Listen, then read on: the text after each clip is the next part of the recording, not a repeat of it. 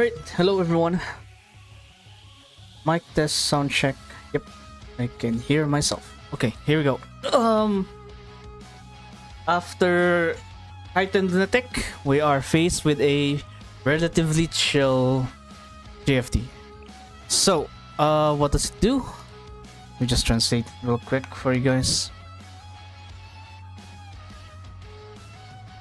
Since I cannot speak the language, we just have to do this the hard way. Okay, when you defeat a certain number of enemies, the damage your allies will deal will decrease. Each time you defeat a certain number of enemies while the damage is reduced, the damage reduction effect will be strengthened up to 3 stages. When the damage reduction effect is removed, your allies' attack power will increase.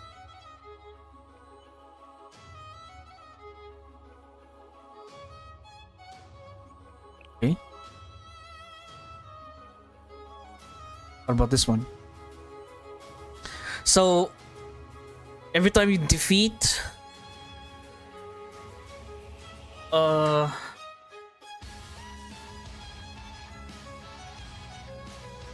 whenever you defeat a enemy, your attack of all of your allies will decrease and it stacks. When it's removed, they will increase their attack. I don't know how that works.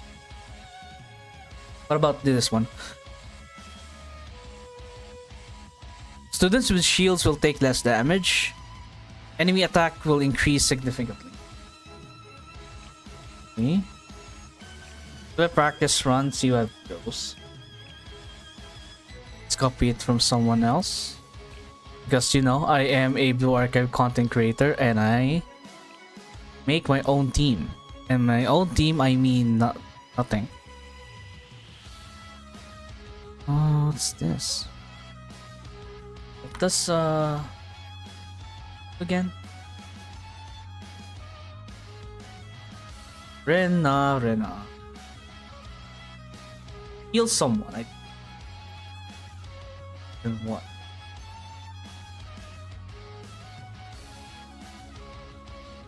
Oh, removes debuffs and increased crit damage of specials, but we don't need them. So the main DPS would be Cherino. Okay, sure.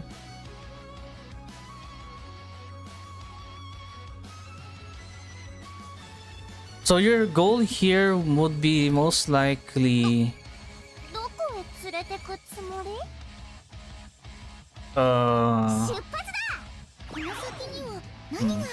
let's see, hang on, give me a sec.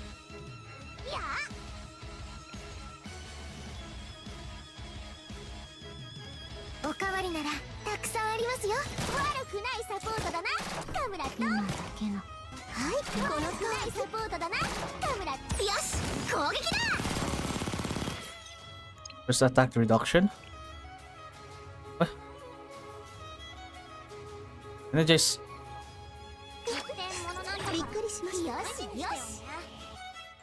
Okay, let's try it again.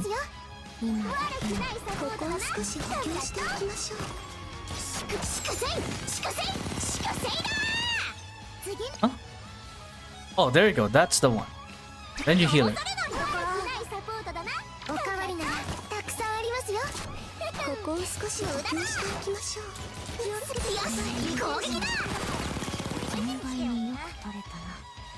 Then cleanse it.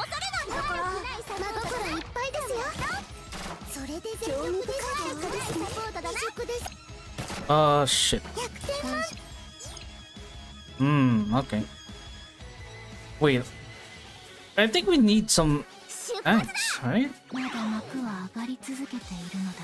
Not just this.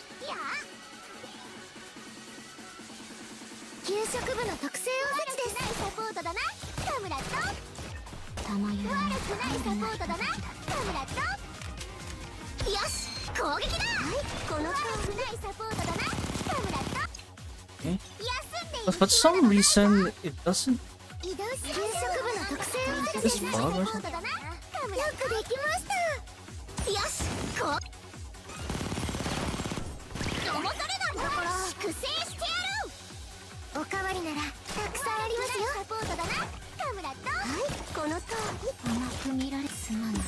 Why are you going ahead, bro?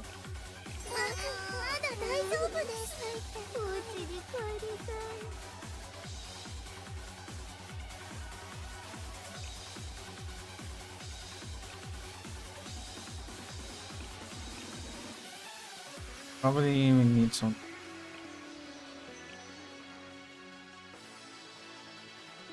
Well, technically, let's have someone with. I guess it's fine if we don't have coconut. But instead, maybe a Tsukaki. I mean, someone with shields will take less damage. なるほど。賞賛があるようだね。出発だ。早く終わらせて寝たい。いや、真心いっぱいですよ。悪くないサポートだな、カムラット。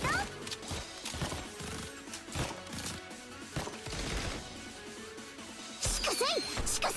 たまゆらない感が。悪くないサポートだな、カムラット。 It seems that they don't have much HP.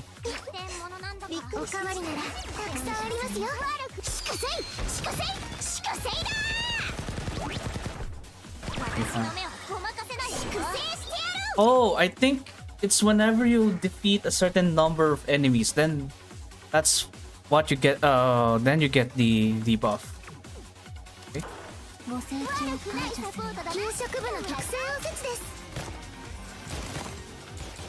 甘く見られたものだね。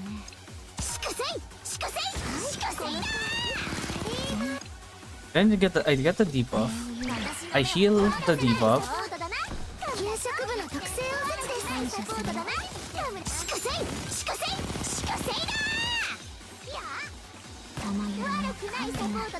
And I removed it. Don't keep... びっくりしましたか? Oh, did I put it?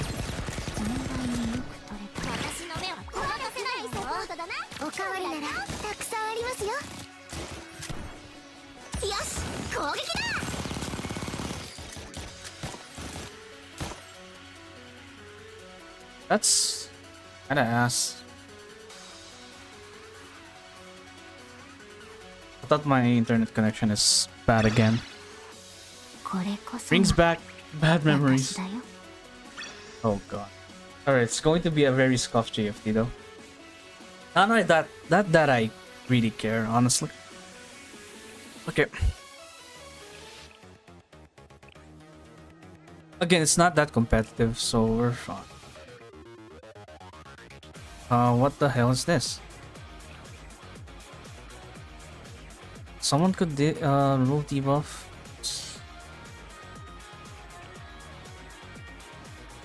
Seriously, there's no one going to use Huh.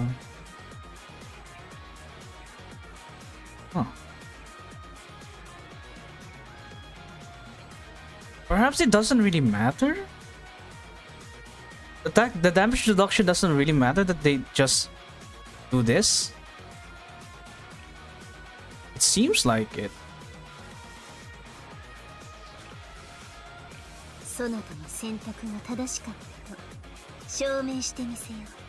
I think two healers way too much. Let's have Oi.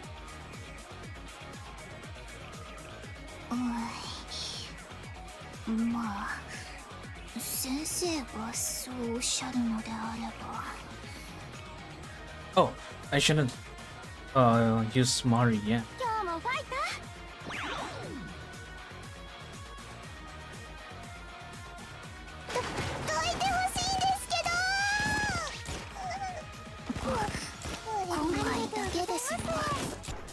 Oh, I think Yeah, I think Nonomi is pretty far. お仕置きの時間ですよ。キラキラ最高。この思い受け取ってください。ありがとうございます。今回だけですよ。こういう時こそメンタルキャンディ覚悟してくださいね。 I think this is us. 無理です。それでなかったの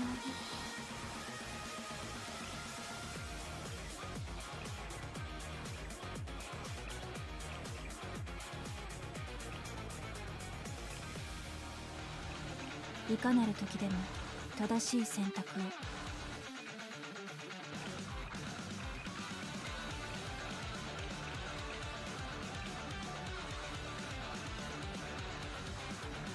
今日もファイト。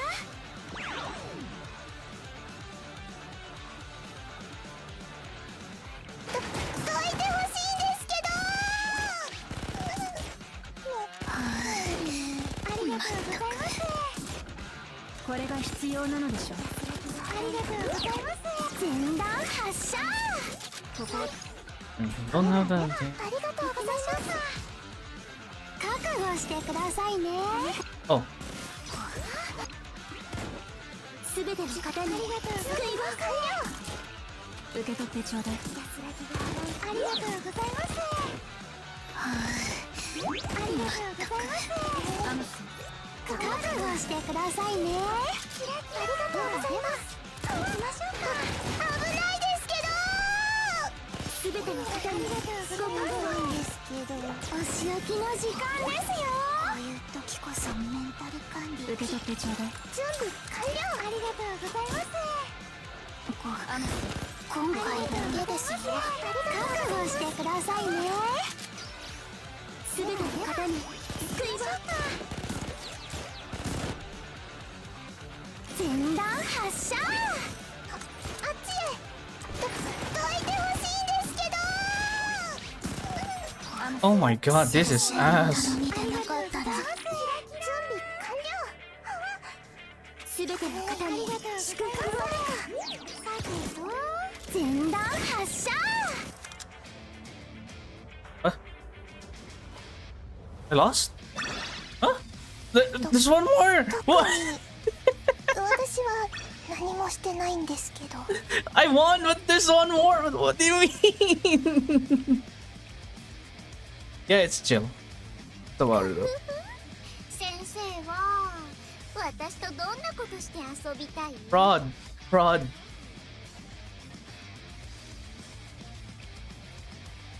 Oh, Hasumi. Do we have Hasumi in level 90?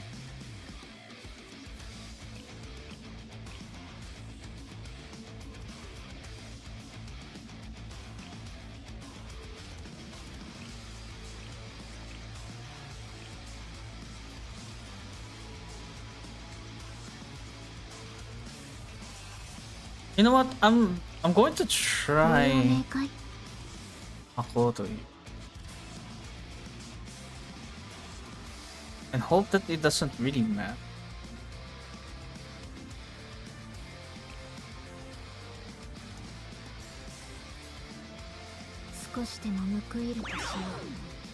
Maybe I'm just really over dramatic, over interpreting the severity of the debuff.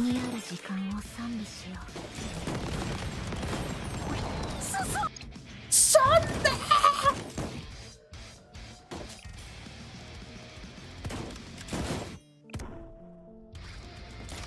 これくらい簡単です。ここだ。スイカは野菜ですね。悠久を思うとここからです。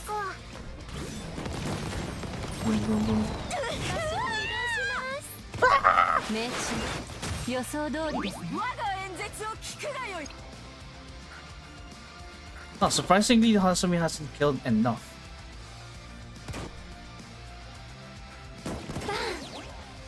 階級をお任せください。 I should have probably set the. Oh, I think I need a healer instead. お邪魔するよ。よいしょ。神様に私が行く。まだ一度倒れるわけには。 I already prepped my tier list for tonight. The tier list will be consist of all characters from 5th anniversary until now. To catch up with the latest or previously held Kaiten Total Assault. So, you know, with that we can touch base about what's going on right now. You know what? Maybe I can just borrow a Rio.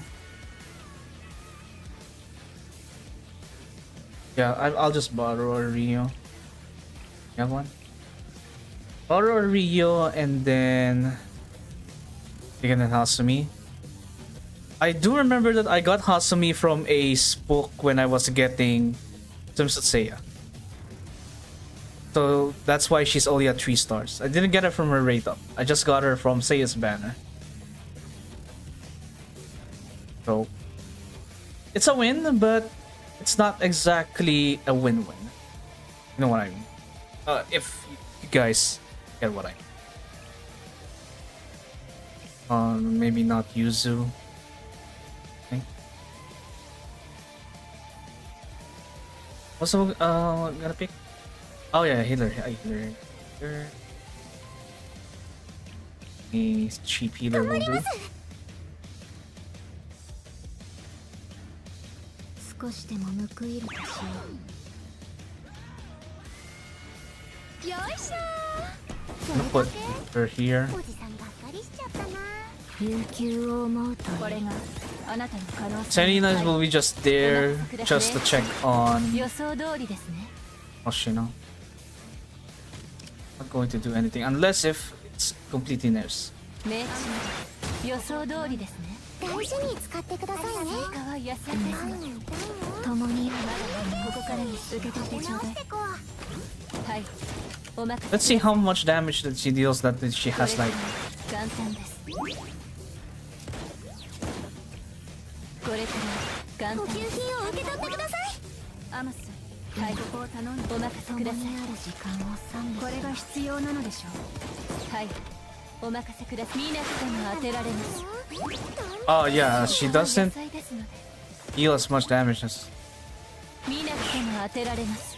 yeah. 直してこう。 You could feel the damage reduction. 悪い方から順番に。今共にある時間をこれが必要 But does that really stop Asumi? お任せくこれから簡単です。 One more. 見なくても当てられます。 Yeah, I'm faster than most of my runs. Although at the end, 次からは yeah. 仲良くするんですよ。 Although it's still I guess the healing oh no, the debuff cleanse will be much better if it's there.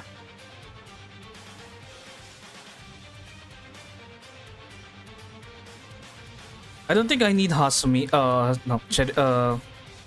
Mario on this one buff.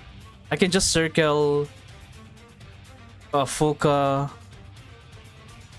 Seiya, and then Rena and Cherino. Yeah.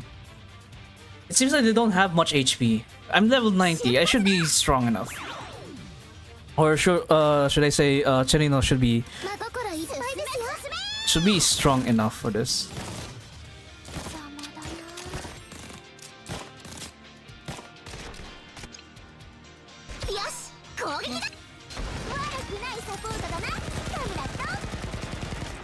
Or maybe occasional rotations with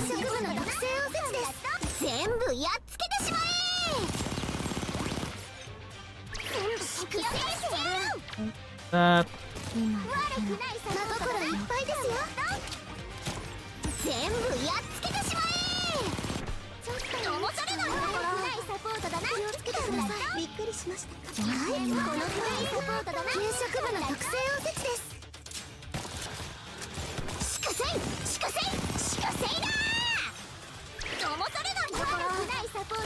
ご清聴感謝するわ。粛清してやる。おかわりならたくさんありますよ。サポートだな。よし、攻撃だ。びっくりしました。ありがとう。なんと騙されないところないサポートだな。はい、このとおり。給食部の特製おせちです。サポートだな。カムラと全部やっつけてしまえ。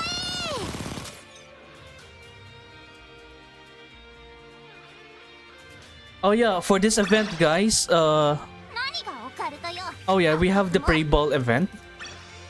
Just don't forget to do your daily 3 fortune or lottery pulls per day. Your daily ones. Because it does give you like 20 pyroxenes per day. It might not be that much, but yeah, it's still plenty useful. Anyways, another inefficient run or team right here. Alba, then Ui, and then Rio to circle back to Nonomi, and then Nonomi to SR DPS. Then Mari SR debuff Lancer.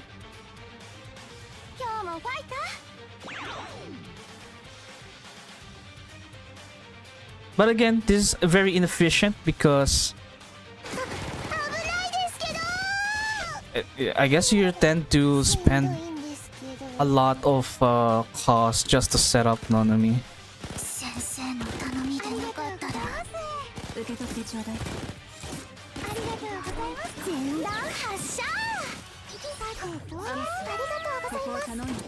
But if you get it working, it's just so smooth.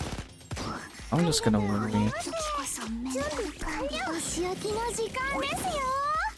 So I'm gonna debuff cleanse now. Loop like this. And fire.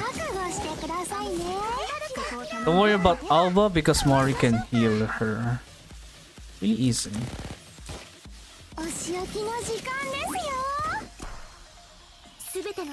Then repeat.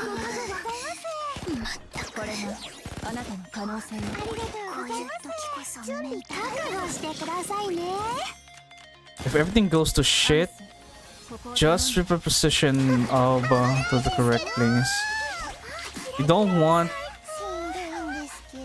anything other than Alba to be targeted. Oh, we're fucked. Yes.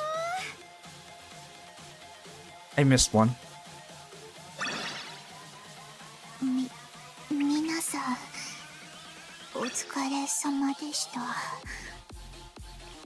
What is this music from Yakuza 6, man?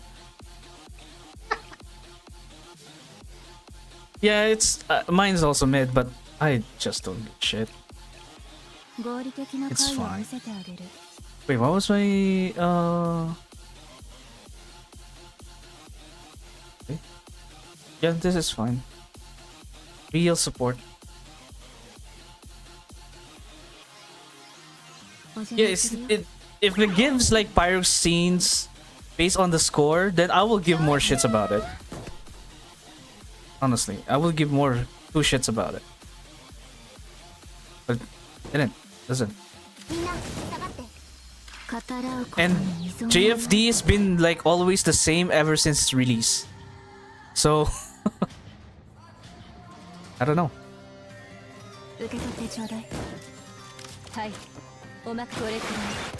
Like they're giving us like this much content on JFD, but they never updated the difficulty.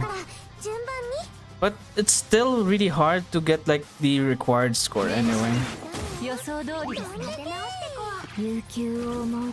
Even after like not updating it for like how many years?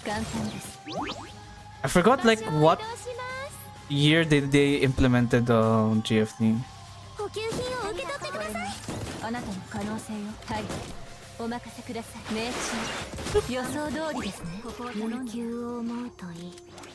Yeah, it's sometimes really mesmerizing to see like limited characters shine from time to time. Oh yeah,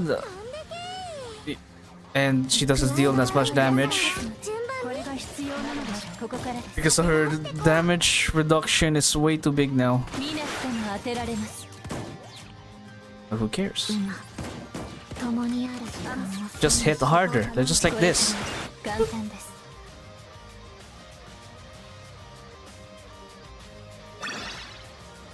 これくらいへっちゃらだよ。 Okay, this is my closest one to 80k. Nowhere near. Wait, 36? 236? Not even on the second to the last ladder. I'm so bad at this, man. So bad.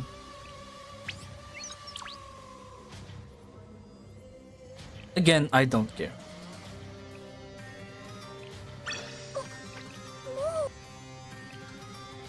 Yeah, yellow AoE characters are rare. They're actually rare. And most of them are limited. Koto is limited. Hasumi swimsuit is limited. Nonomi is free, but you know, it's Nonomi. Sakato Mikoto has limited range, not AoE enough. It's way too narrow for me. Don't take it. Don't put it in a weird way. Maybe Hero? Oh no. Wait. Since when I didn't star up Nero?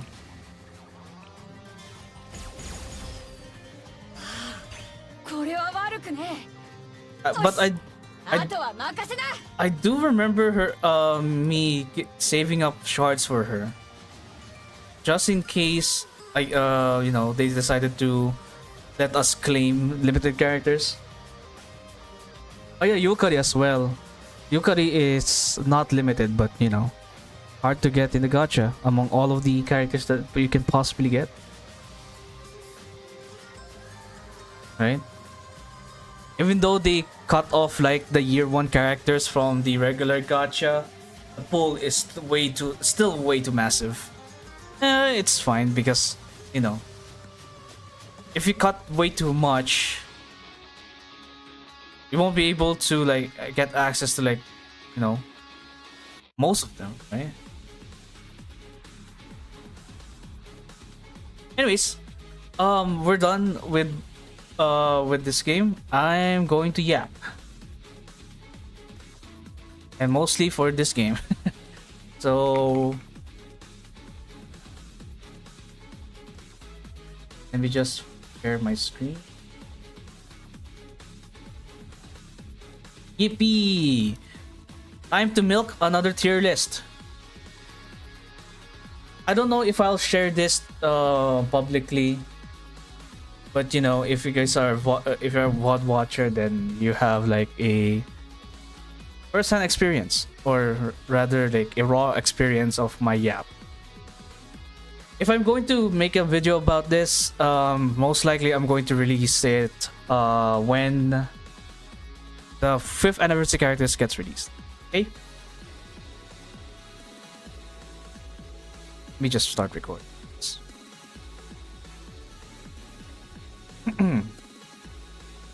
Hello YouTube, and welcome to another tier list of this channel. Holy, Tomo won't stop yapping about tier lists. So here we are making another one.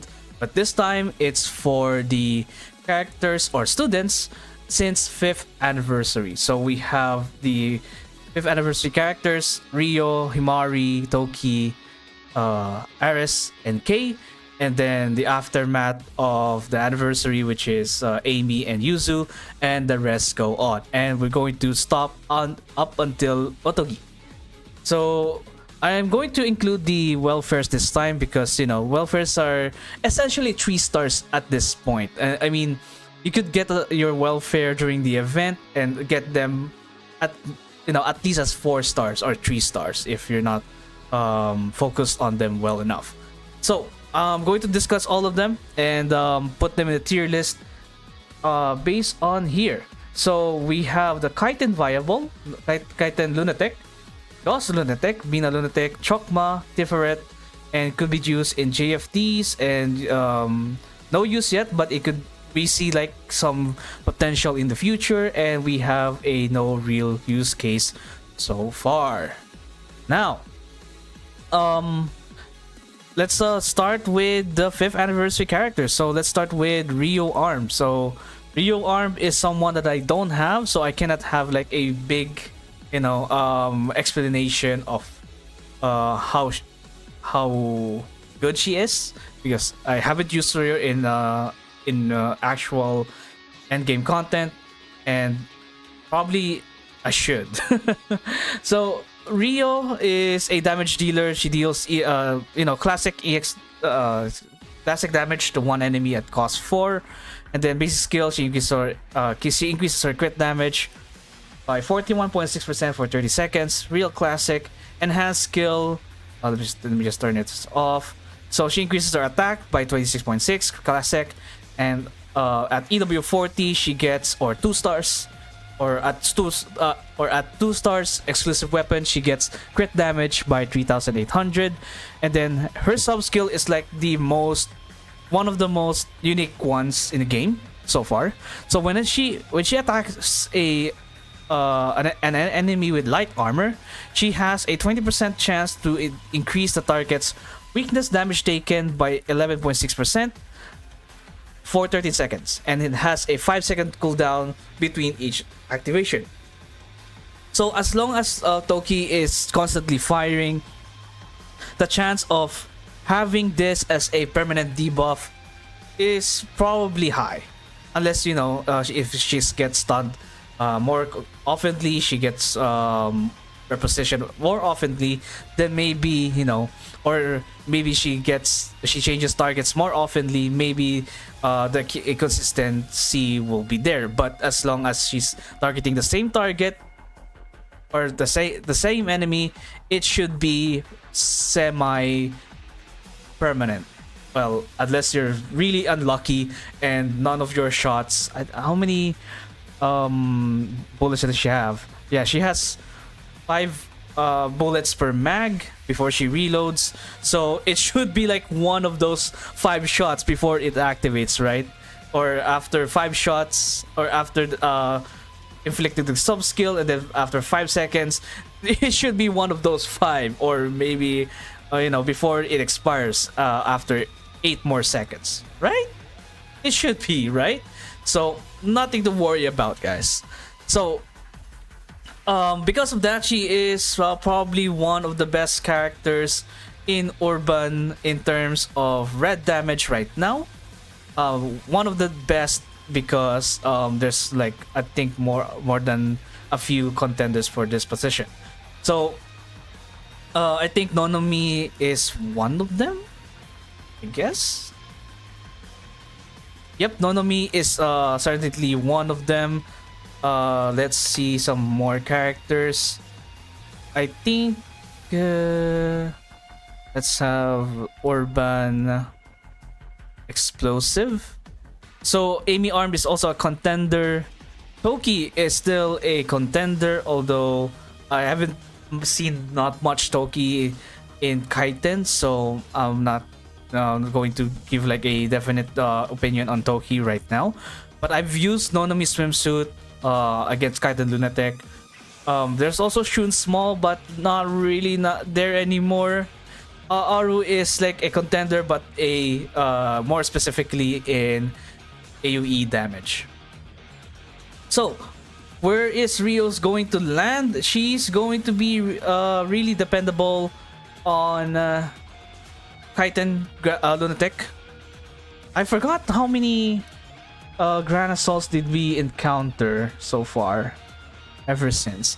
I didn't count those, right? Yeah, so let me just count those. So recently, what do you guys had except? So you had 519. So you had Kaiten recently, and then Shokuro next. So your guys are here, or just way past here. So we can I mean, we can add more lanes, but maybe I'll just add more comments regarding this regards to Grand Assault, Grand Assaults, because you know, Lunatic is more important for this, or I guess the tier list focuses on the Lunatic difficulty more than on the Grand Assault. So Ryu can be used 100% on Grand Assault Hieronymus. Even though the Torment is red, you can still use her, of course. Perozilla, there's no red.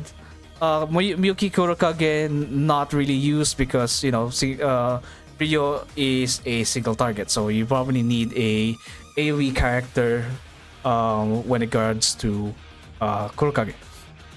So I'm going to put Ryo in Kaiten Lunatic viable because she is indeed very oftenly used against Kaiten Lunatic.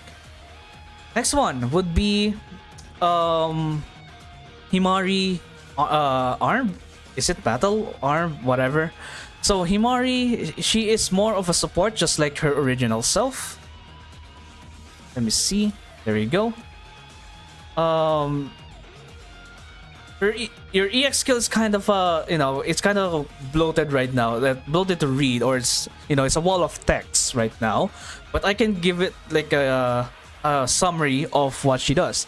So whenever you use her EX skill, it affects like a single target, single ally, and then you deploy Himari Arm on your altering wheelchair, or if you can call this a wheelchair. She also restores the HP of allies in a circular area around the selected target. Don't worry. Oh, do note that this area of effect is very small, so it only affects to the target, their target, and someone who is really close to that target. So don't really depend on this when healing someone else other than your target, though. So since she is counted as a tactical support, there's only just calm down. Only one tactical support can be deployed at a time, and you know, you cannot have more than two. So you cannot bring Himari, or just say Hifumi's tank, Cherino's tank, Senna's truck, and so on and so forth. So only one. So if you're going to build your team, if you're considering one tactical support, if you're considering tactical supports, and you're considering Himari and someone else, be mindful of this. And she does attack whenever she's summoned, and then she has a basic skill. Whenever she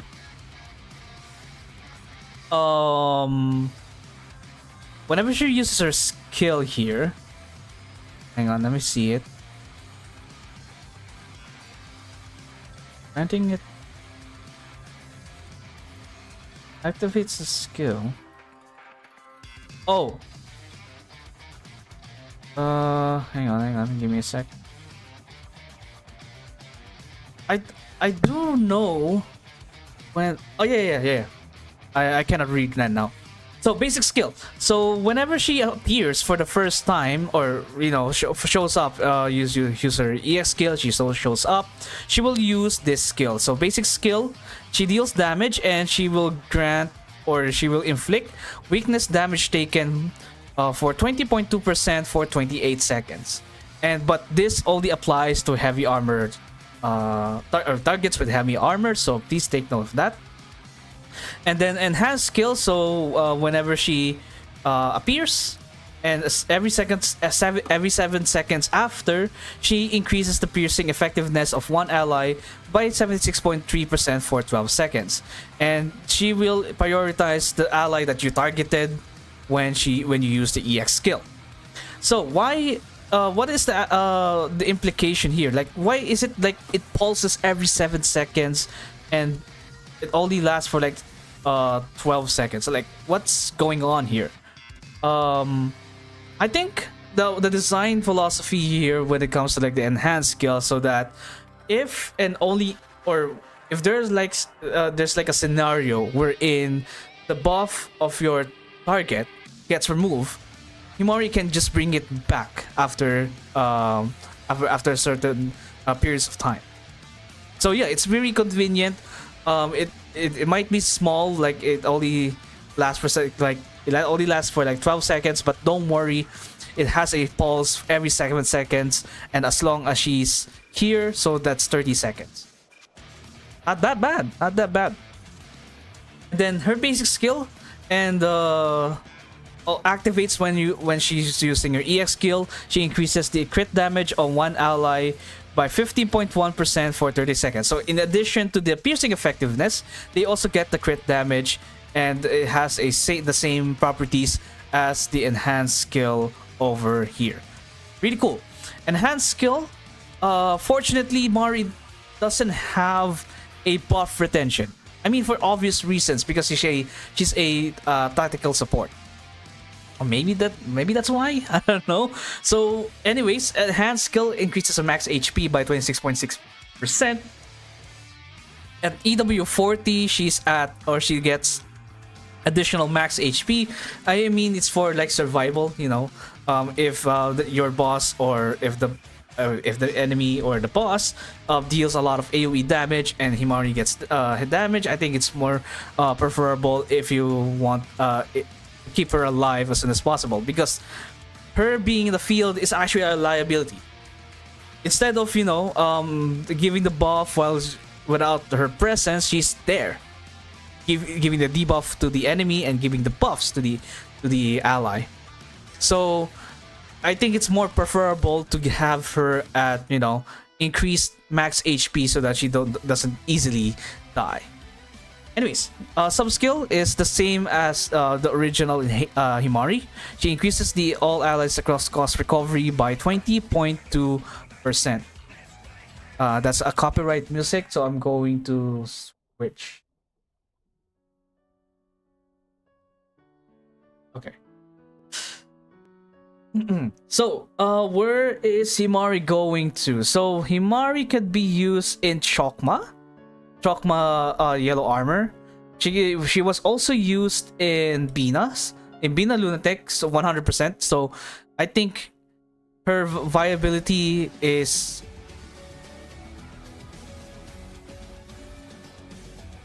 even have the investment. What do you mean? I don't know if she's not even good for this. Even if you do, you have to invest in them, which is another issue. For what? For Himari?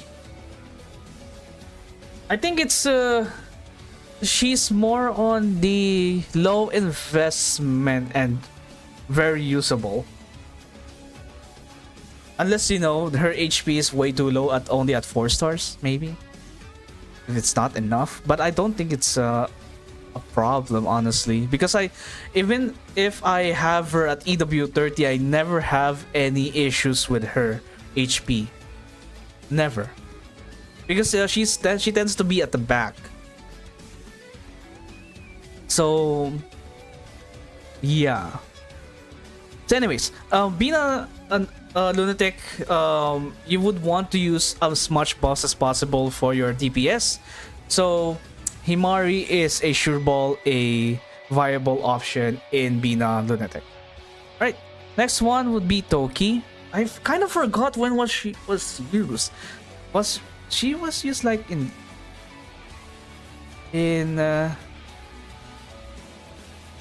did we have Yasod before? Because you guys are already here, right? You guys will be soon here.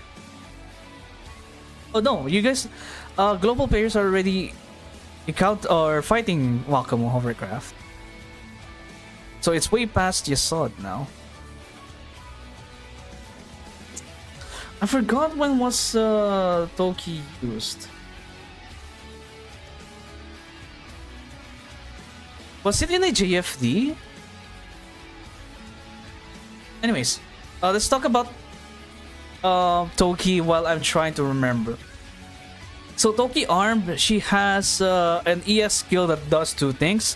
One, whenever she targets an enemy, she deals this much damage and she stuns for 3 seconds. And then if the target is an ally, restores their HP. and then removes one debuff. And then she increases the stun duration by 1.3 seconds, and the number of debuffs removed by 1 depending on the charge level that she has, and it resets the energy charge after used. So whenever so the question is, where does it where did she get the where's the source of the energy charge? Is in her basic skill. So every 40 seconds she increases the attack by 47.5%, and she increases the energy charge by 1, which has a maximum level of 2. So in this case, she can increase the duration up to 2.6 seconds. So that's 5.3 seconds for the stun, and then debuffs remove up to 3 debuffs per charge level, right? If it's at 0, she will also only remove 1 debuff.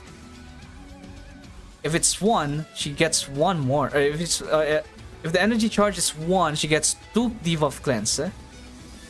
And if it's 2, that's 3.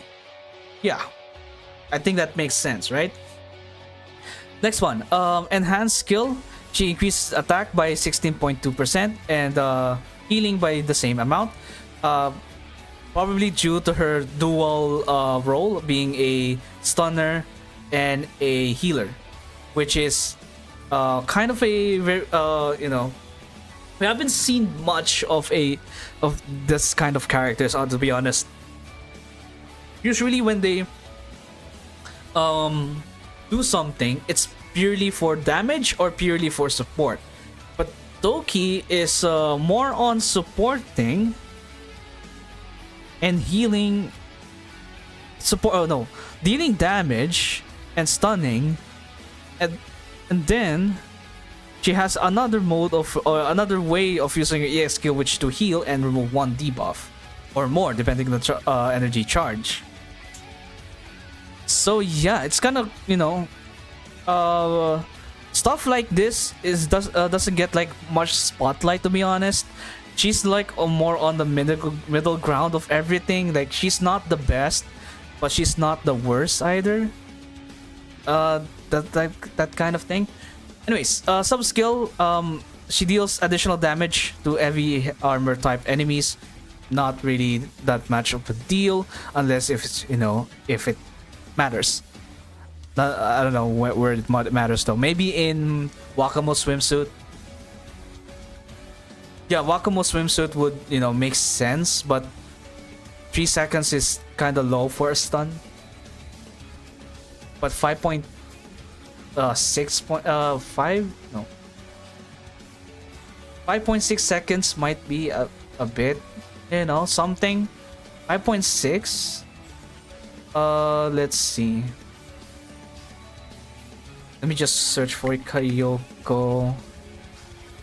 5.1. So if you manage to get somehow her to 2 energy charge, she would deal more stun to than Kayoko. But Kayoko has CC power on her enhanced skill. So I don't know about that, Chief. I don't know. But yeah, I think I've seen her in some Grand Assaults. Maybe? Grand Assaults. Not really.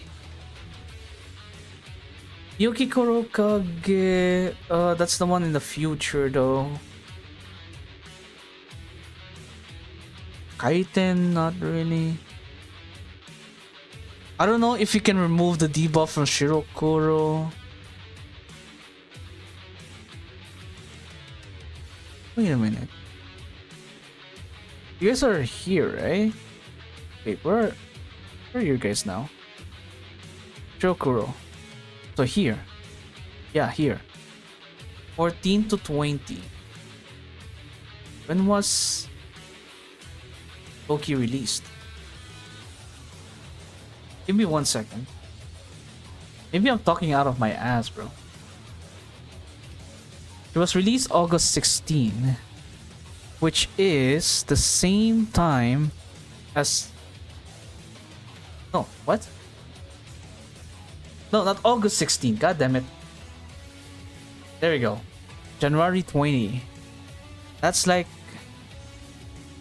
the last day of Shokuro. So it's most likely here.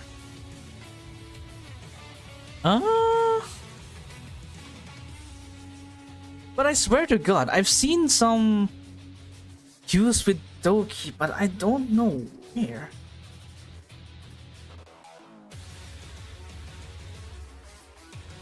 Well, I guess she could be. I think she was like used in some JFTs, but not in Hieronymus. Because Hieronymus, your contender would be Mari Idol. What's her name? Not her. Ano ko?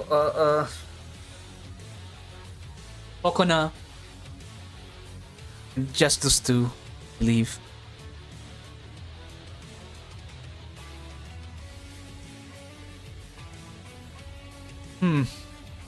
But yeah, I think she was used in some JFDs as far as I can remember, but I could be 100% wrong though. So for now, I'm going to put her here though. Now, the strongest character in the game right now goes to no other than Iris Arm. So she's busted. I would say that right on the head, but she's pretty hard to set up considering how expensive she is. So whenever she gets energy charge, her EX skill or her main EX skill gets significantly stronger. So at level 1 charge, she gets ×2 damage multiplier and then ×3 at level 2 charge. So the problem with Aris right now is that her cost is kinda big just to charge.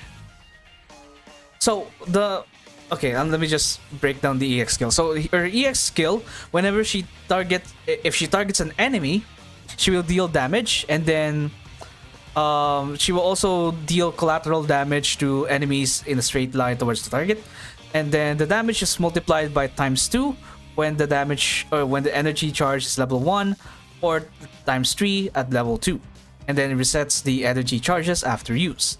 And then her when she applies the EX skill to herself, she withdraws her EX skill, so it comes back from the deck, and then she increases the energy charge by 1, and it has a maximum level of 2.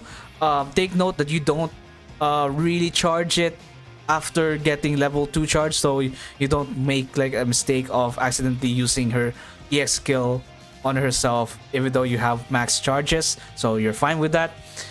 And then, so the gameplay here is that you charge her EX skill twice, and then you fire it up, and you get big boy damage.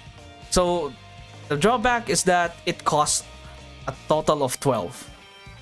It's expensive as hell. But there should be a solution to that, right? And we will talk to that about that later. So basic skills, whenever she runs out of ammo, she reloads and then she deals damage. Cool. Enhanced skill, she increases attack by 26.6% and then crit damage at EW40 or 2 stars exclusive weapon. And then a sub skill, this is where this is the part where the reason why she shines so brightly right now. So all of her damage are considered EX skill damage. Right. So that means whenever Kisaki buffs Aris, no matter what type of damage she does, it will always count as EX skill damage and all of her attacks will be benefited by the EX skill damage up that was given by your supports, such as Kisaki. And also, not only that, she also has a damage dealt increased by 40.1% and a sprinkling something on top, EX skill damage dealt by 15.4%. So basically, she gets more damage and even more damage. Only weakness right now for Ares besides the cost is that she doesn't crit, but she has a lot of crit damage. So, well, she doesn't crit all the time. Small correction on that. She doesn't crit all the time because she doesn't have any crit buffs on her skills. But I think she has a hatch, so it should increase her. And a watch. There you go. It should increase her crit a little bit more. But essentially, yeah, it's just a damage factory right here. Damage is just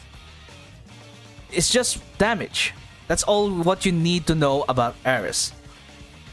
So where is she in the tier list? So right now she is very viable against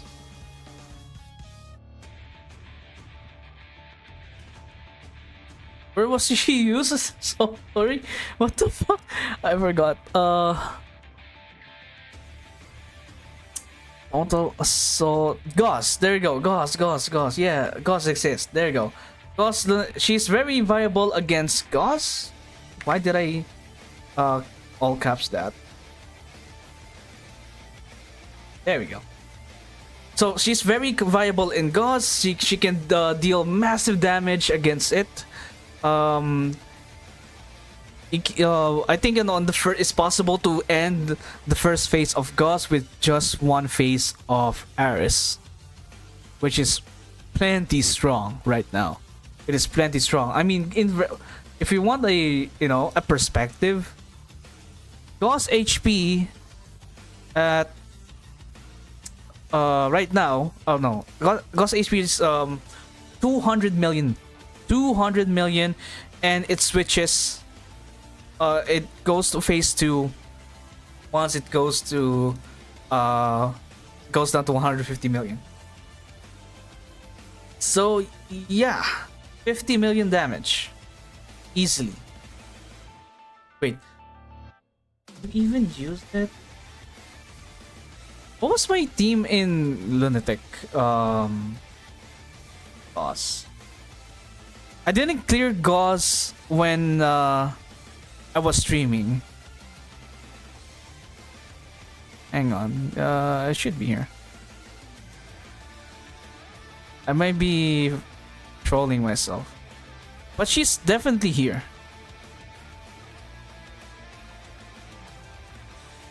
Oh yeah, it was Shiroko Terror. So I was lying. Sorry, I'm sorry. I was lying. Gauss phase it's not Gauss phase 1 but rather Gauss phase 2.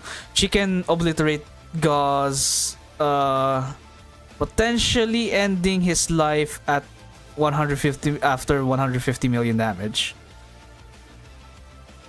I think it's doable in 2-pan. Yeah, as far as I can remember, you can do this in 2-pan. But of course, you still have to deal with the RNG and all that stuff. But still, essentially, where is it? Here.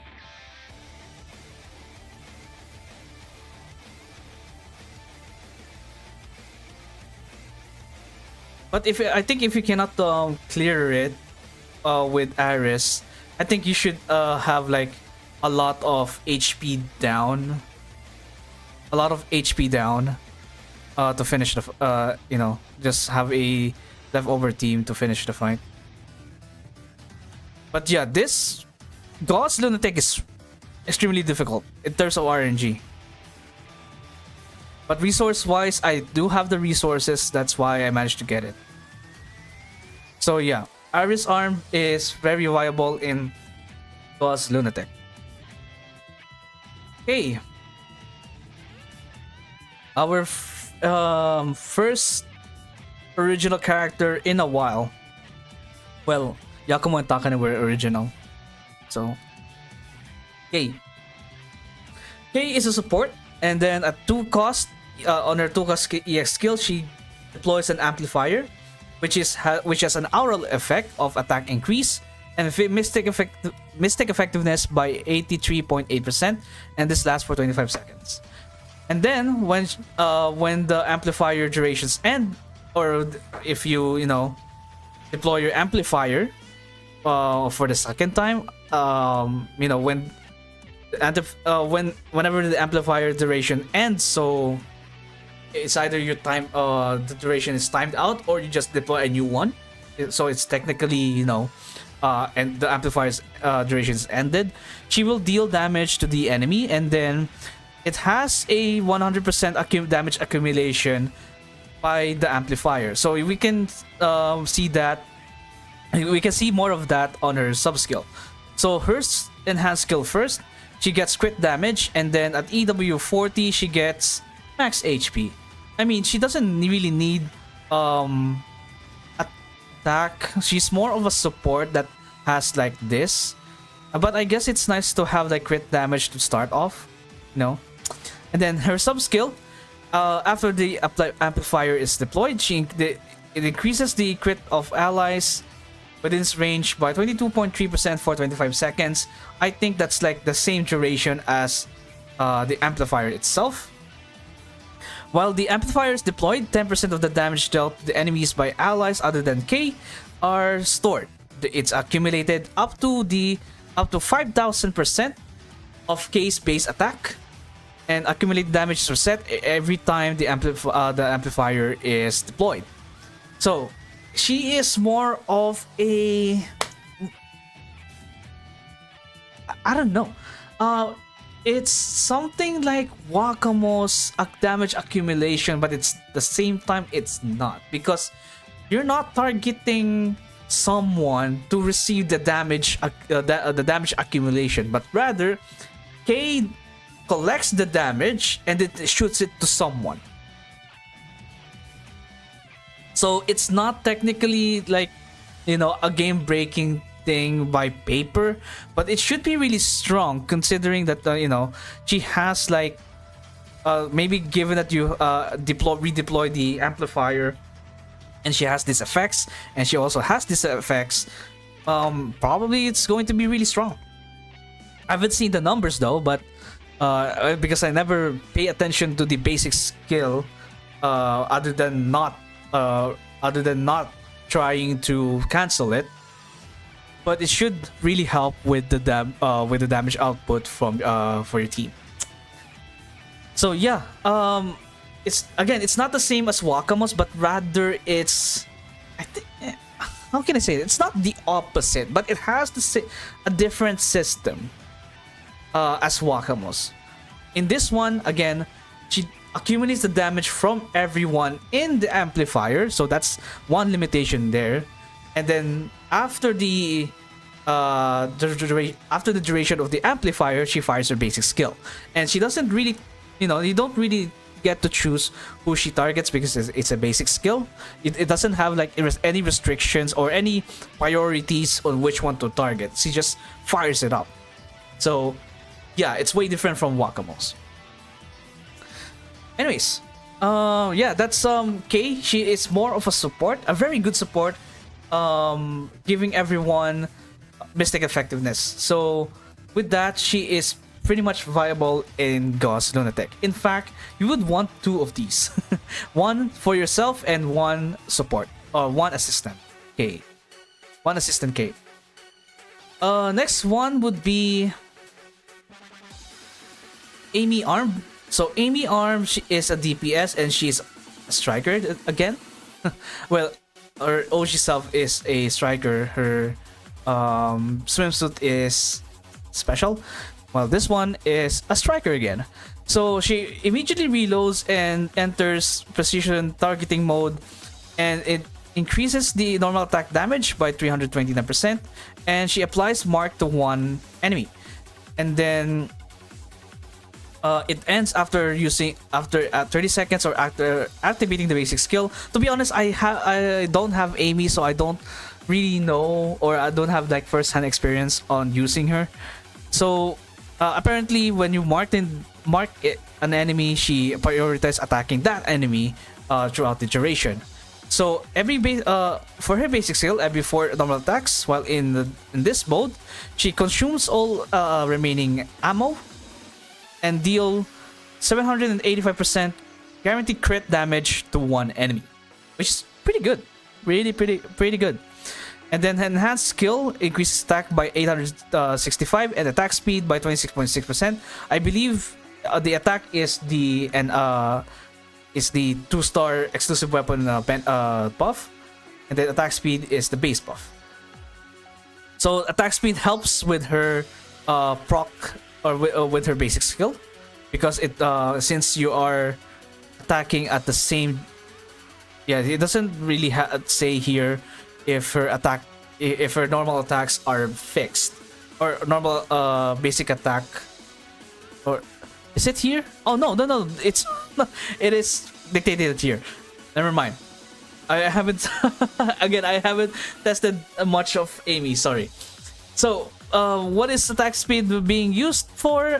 We can see that on her sub skill, and whenever she is in precision targeting mode, which is her basic which is her EX skill rather, she increases the explosive effectiveness by 61.8% and normal attack range by 45.3%, but normal attacks are pretty much unaffected by attack speed.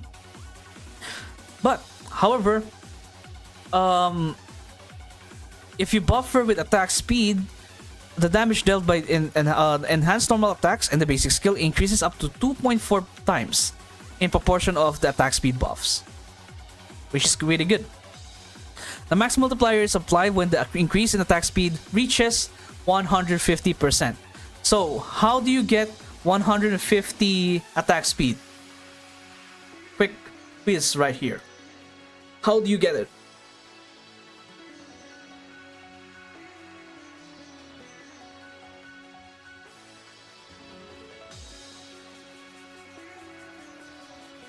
One way is this 100% attack speed from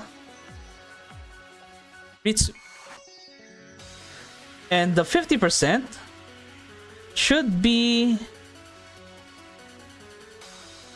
well, she has attack speed here, so the remaining, what is it, 23.4% should be from someone else, right?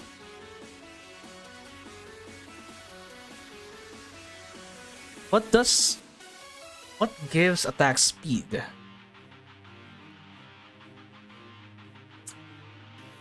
Who gives attack speed?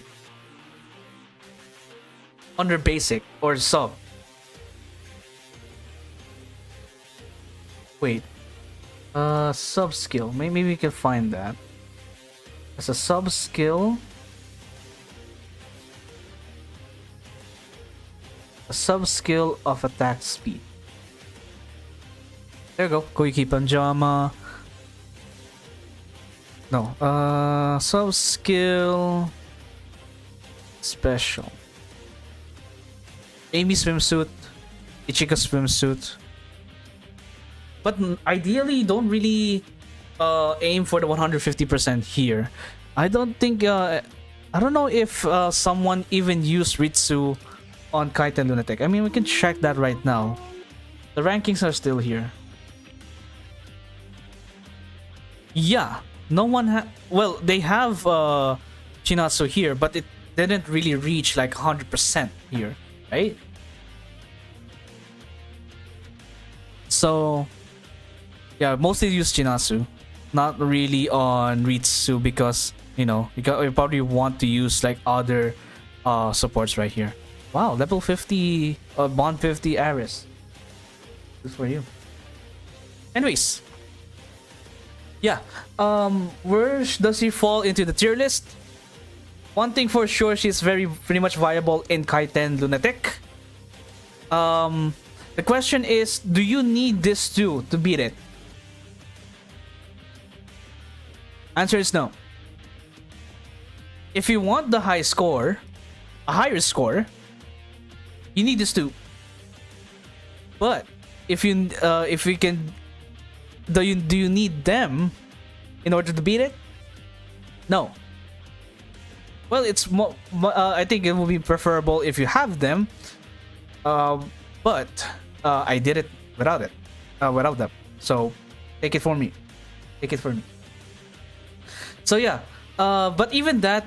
But even so, Rio and Amy are pretty much viable when it comes to Kaiten Lunatic. So that's one thing to consider. Next one would be, wait, do we have a case of Amy? Okay, not really.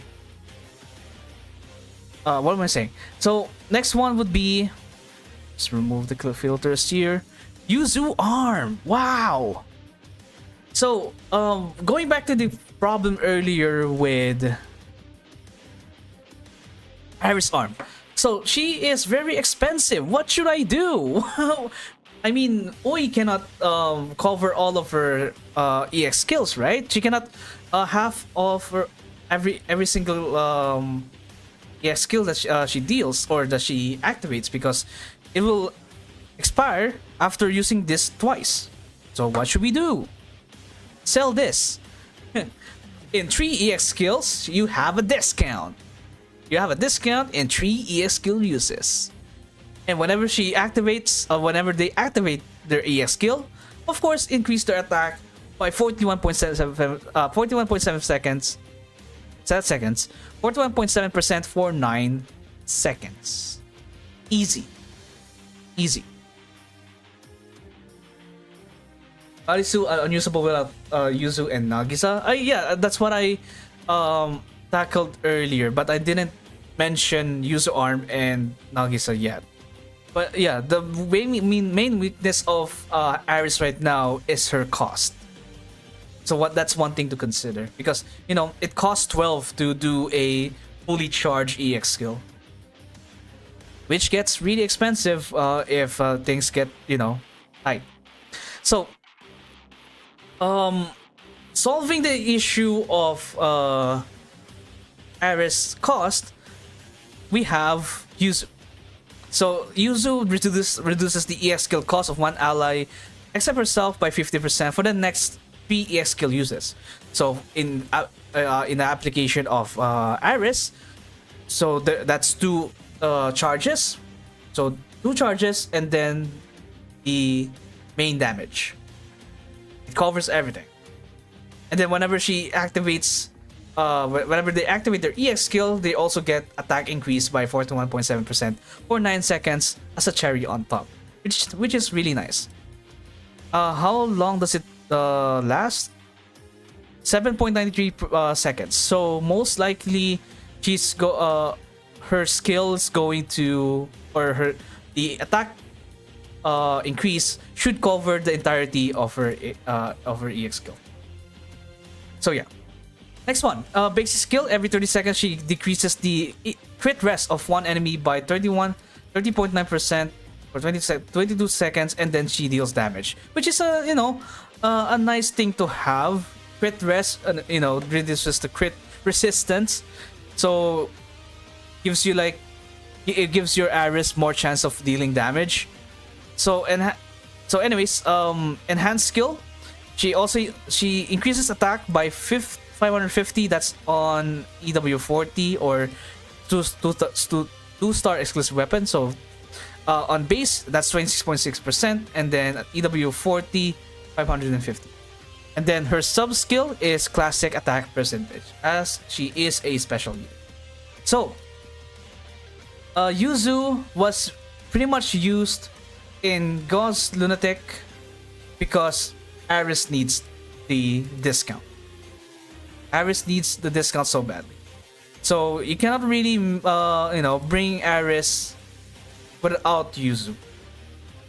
I mean, you still can, but it's going to be really expensive. You can also still bring other characters with other characters with EX skill reduction or EX skill cost reduction, but you know, nothing really beats Yuzu right now because Yuzu just fits the the needs of Aris. So yeah. Well, for Nagisa, it's more on the using the skill like right away. It's not. It could really help with using the skill instantly after doing a series of EX skills, and then using Aris for the final for the damage. But I couldn't really say that Aris is really dependent towards Nagisa, but rather it's more on Yuzu, honestly, because of the cost. Well, both of them are because of the cost, but I think Yuzu fits like the needs on, or the cost needs of Aris more. Of course, we're not going to set aside the crit damage that Nagisa gives, so there's that. Anyways, Konoka. We're leaving the 5th anniversary. Oh, we still have Koyuki. So, oh wait, where's Koyuki? Wait, did I even upload Koyuki's image here? I did. I do remember. It's just where is she? This is like the problem with like the expanding roster. It's just so many of them now. It should be around here somewhere. Around here. There you go. Found you. Rat. Almost forgot about you. Next one, Koyuki Panjama. Alright, so Koyuki Panjama, she removes 1 debuff from an ally and increases the crit damage of all striker allies by 15% for 30 seconds. But if the debuff is removed from the target, the crit damage is significantly better as it triples. So this is like 46.2%. Alright? 45, 12. Yeah, 46.2%. Which is not bad. So, she's a special unit, mind you. Basic skill, every 40 seconds she deals damage in a fan-shaped area. Deals extra damage to extra large size enemies. I think extra large enemies are counted. Let me see the extra large enemies here. Extra large. Let's see the raids. Bina is an extra large, right? Yeah, extra large. I think Yasod. Everyone basically is extra large, right? Lunatic. Big Barrel Minion is a medium though.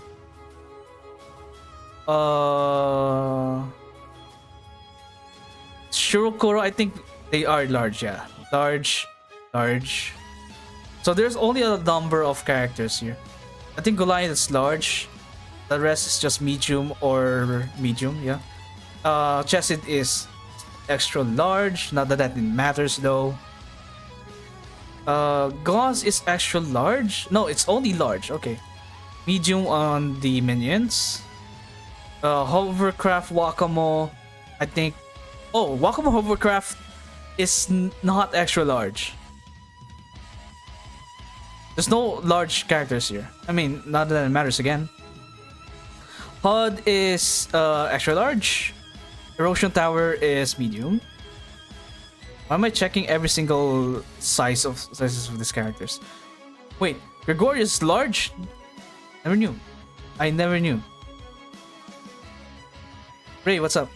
Yes, Sod should be large. Extra large, yeah.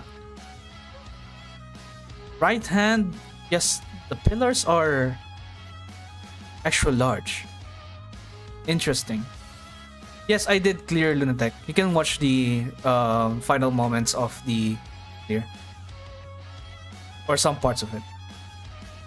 Alright, so sorry I went way too far or really went into which enemies are extra large. So Not that it matters though. Again, enhanced skill. Let me just remove that. Increase attack by 26.6%, and then crit damage are 3,800, and then sub skill increase allies attack speed by 17.3%.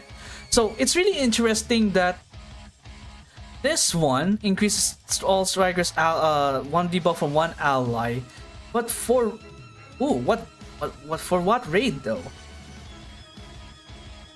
Is it going to be Gregorius? Does this debuff remove? It can be removed. That's the question. If it does, then okay. It could be a future raid, yeah. But right now, based from like the blue raids, well, where is the Kuro?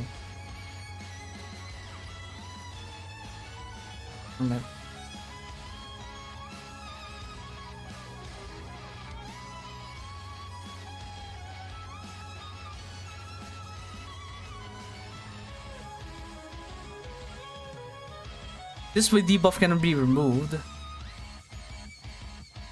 Maybe this one?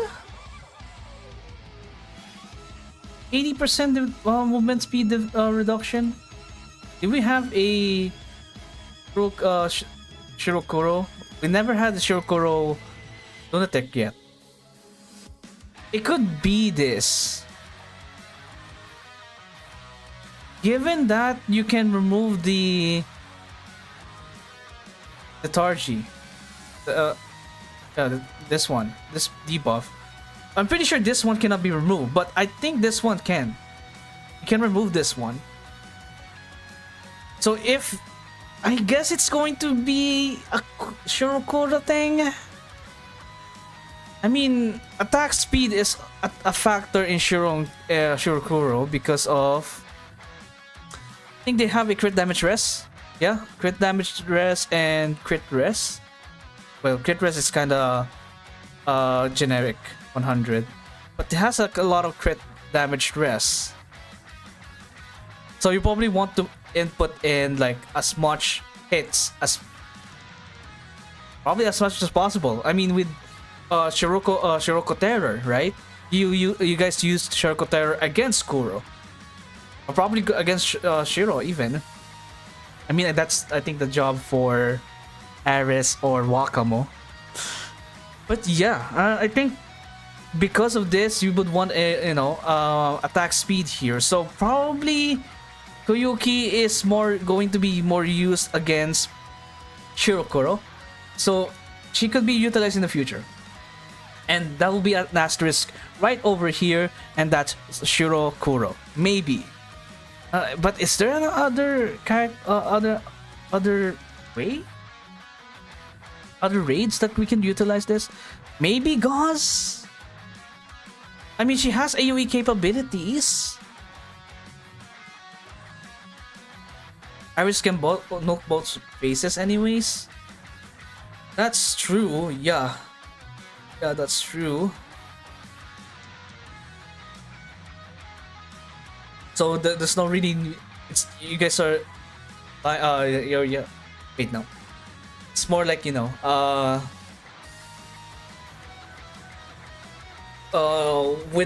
with using Ares, it's more like a setup for burst, EX skill damage.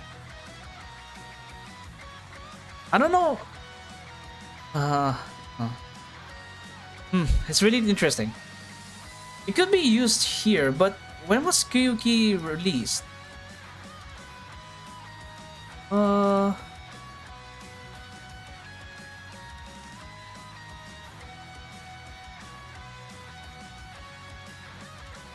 Kyuki Panjama was released last March 4th. Gauze happened a month ago, March 31st. So most likely we have Koyuki and Gauze? Now that I've seen Koyuki and Gauze.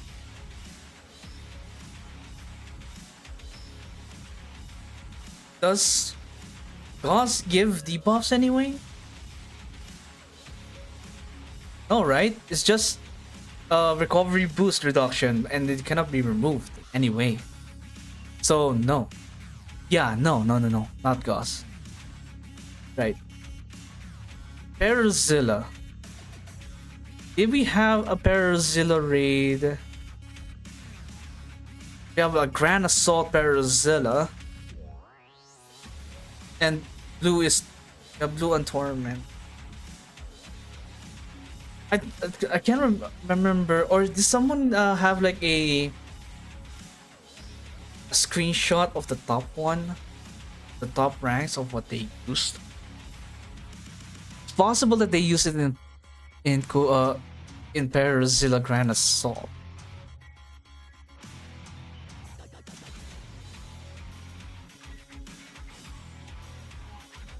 But even after all of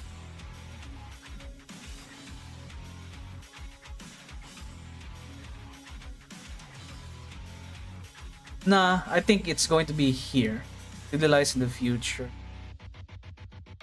So the question, the asterisk here would be question mark. Parasilla, I think that's the most viable one where you could utilize the debuff cleanse. You just put it on your tank and everyone gets like 46.2% crit damage. But I don't know, because from what I can remember, you can easily one-pun Torment Parasilla with Hoshino Battle or Arm, and you don't even need Koyuki for that. Am I stupid?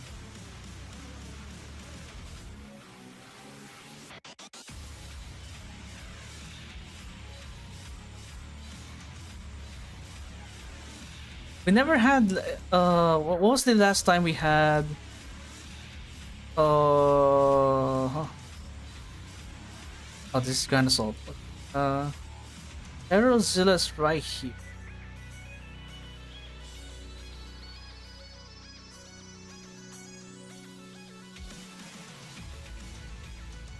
Koyuki was used literally once in Gauss according to Susu Trends. Once, like one player used Koyuki. That's what make her viable. That's what make her like a good boss player. Yeah.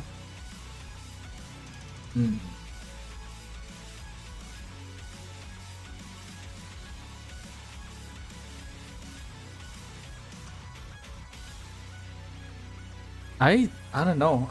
Putting her in the levels of this tree, it feels illegal to me. I don't know. I mean, there's. Wait, you're telling me that there's only exactly one person, or there's like records among records of people using Koyuki Pajama? Or because I might interpreting your statement wrong. Exactly one use.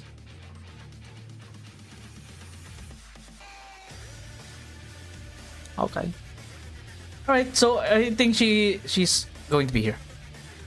Anyways, on the time it's it. I mean it's been only like an hour since we started streaming. Let's continue. Konoka.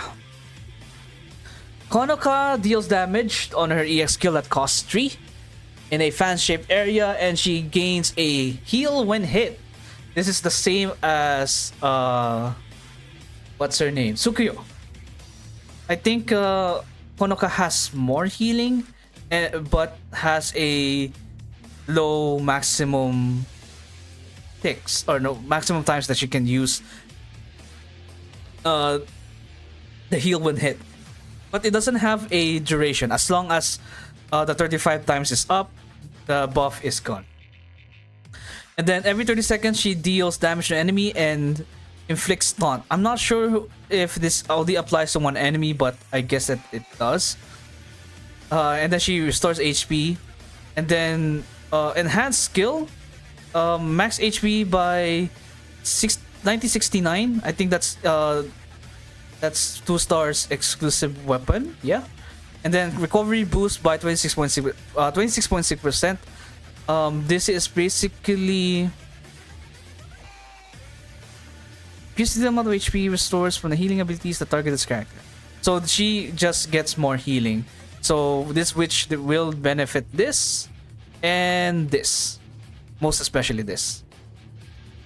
And then her sub skill, when she activates her EX skill, she increases the attack and defense by 24.9. Defense is really good for the tank.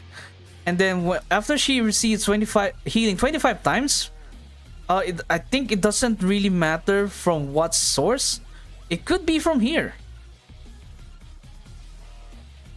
Yeah, it could be from here. And then after that she reduces her own EX skill cost by 2 for 1 use, which is theoretically good against Wakamo, not Peruzilla, but Wakamo swimsuit phase 1.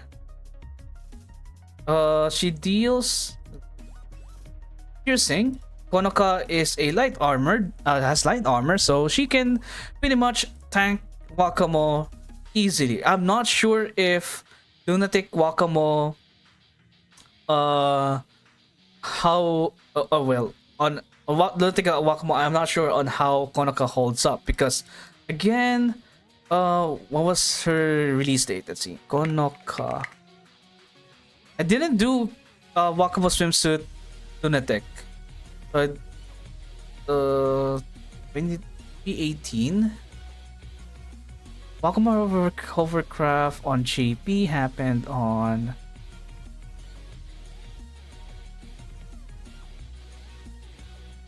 last year. So she didn't make she didn't make it. It was late.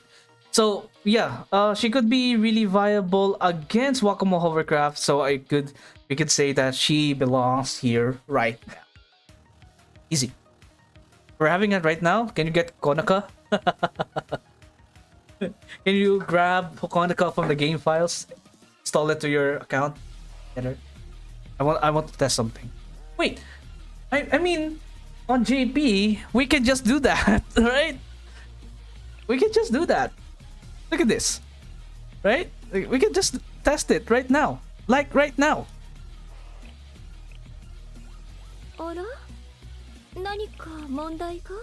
We can test it right now. Screw it.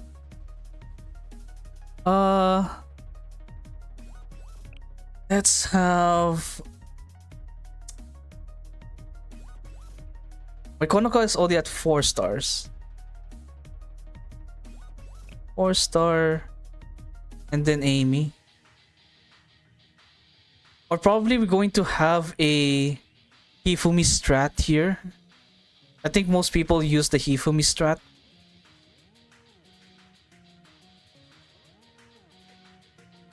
But I'm too lazy to figure that one out, so I'm going to use this.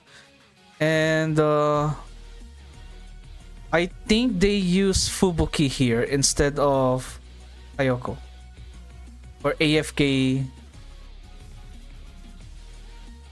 Or did they? I kind of forgot the setup for Lunatic.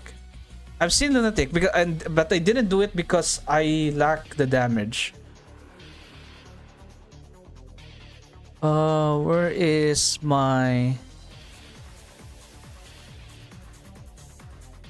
I'm struggling to reach anything above 29.64 million score without Neru on a walkable.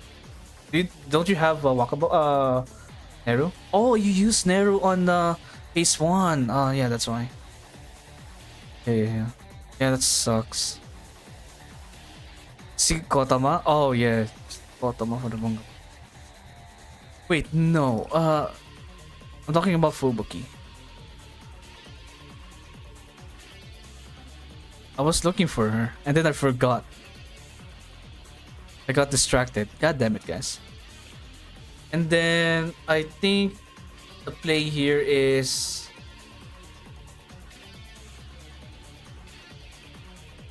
This two? No. Who said that? Boboki? Get the fuck. Get out!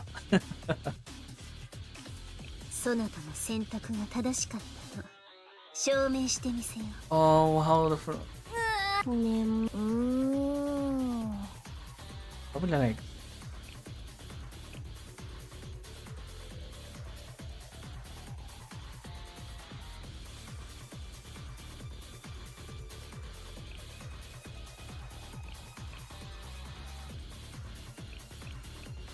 Let's just try this. Boboki's way too weak. I mean, we can just try. 捕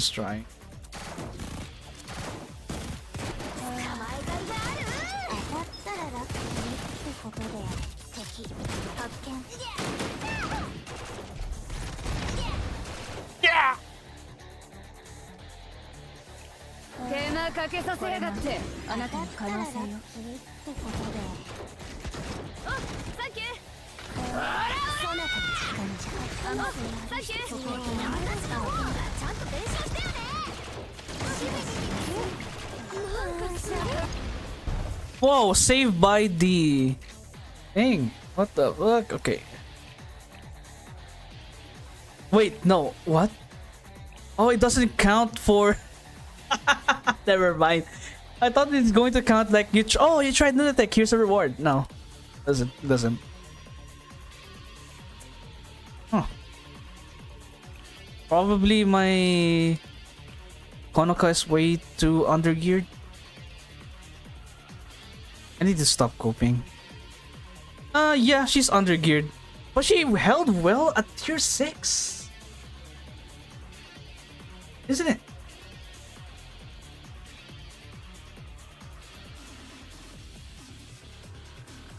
She held really well.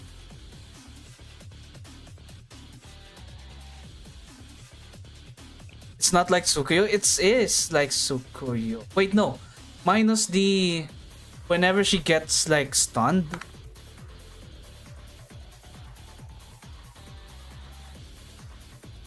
It doesn't have that. Yeah, she doesn't have it. Unlike Tsukuyo that has like a defensive debuff. Can heal on under crowd control. So maybe I guess when it comes to Konoka, we need a healer for this. Like a good healer. So that she doesn't easily die. But maybe that's it. Anyways, it doesn't really change my opinion. She could be utilized in the future against Wakamo Hovercraft. More particularly on the Wakamo section. First phase. But I don't know how far she could survive. But she has tier 6 level 1 on basic and enhance. And she can hold on her I think only 2 EX skills before she dies. Not that bad. I mean it's promising, but she probably needs more stars to get tankier. Anyways, next one would be Rena. And oh boy, Rena. So Rena is interesting one. She's very interesting. Because she removes one debuff from an ally except herself, and she increases their defense by 11.9% for 18 seconds. Then she increases the special student's crit damage and attack by 34.8 and 39.5% respectively for 18 whole seconds. Gregory, better count your days. Because Minori is going to deal the damage cap once again on your face. What was the damage cap? Is it 100 million? But to be fair, Minori did manage to get to that level without Rena. So, anyways, in comparison to the crit damage and attack, I think I made a prior discussion about this. So let's bring up two characters right here. We have Sakurako Idol and the other one which is the no other than Asuna School. Yeah, 10 million. Because you know about it, Abstract. You did know that. You have Minori Max. Of course you know that. Okay, anyways. She in the case of what I call this? For Asuna, she increases the attack of herself and special students by 63.5% for 19 seconds. That means Asuna can give almost twice as much, well, not really twice, a lot more attack than Rena for one more second longer. And then in comparison to Sakurako Idol, she gives crit and crit damage by 45% for 17 seconds. Although it's lower, the crit damage is higher on Sakurako's side, and she also has a bonus crit. So in between Asuna and Sakurako, Rena is on the middle. She's like specializing on two stuff, but she's not the best one at giving it. Next, every 30 seconds she restores the HP. I cannot speak anymore. She restores the HP of one ally with the lowest HP by 89.1% of her healing, and then she also heals herself. Buff retention at EW 40, and then max HP at 26.6%, and then sub skill increases the crit damage of special students by 30.6%. I think she is the second ever character or student that gives crit damage to special students, and while the other one being Sakurako Idol. So the problem with these two is that they're limited. Yes, as you guys mentioned it earlier just now, that these two are limited, and Rena is not limited. So she is more on a you can be spooked by her and be benefited, but I think it will be much better if you just aim for the limited banners and get them. I don't know. I think it will be much better rather than just aiming for Rena and Rena alone. So I don't know. It doesn't really mean to me that she's going to be forever bench, because she's like worse than Asuna and worse than Sakurako in regards to like respective buffs that they give. I guess the good side of Rena, or what makes Rena special here. Well, she is a special student. She's a striker, not a special student. How could I make such a mistake? So, what makes her a little bit more special is that she gives a debuff cleanse to an ally except herself. So, I think in Mr. Gregory's house, Gregory,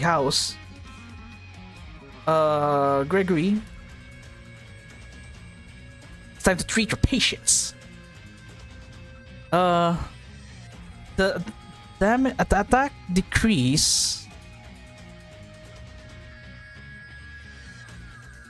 This one. Oh, this is gonna be cleansed.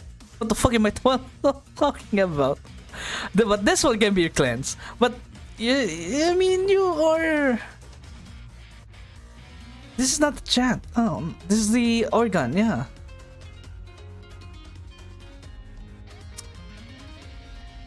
But I guess it is not the debuff cleanse, but rather the defense. I mean, it helps your mine or your tank to survive. So that's what's special about her. And she could be like, your second buffer if you don't have Sakurako or Asuna, or if you already used them on your previous teams. Yeah, Greg and Gebra. Wait, do we have a debuff on Gebra? Do we have that?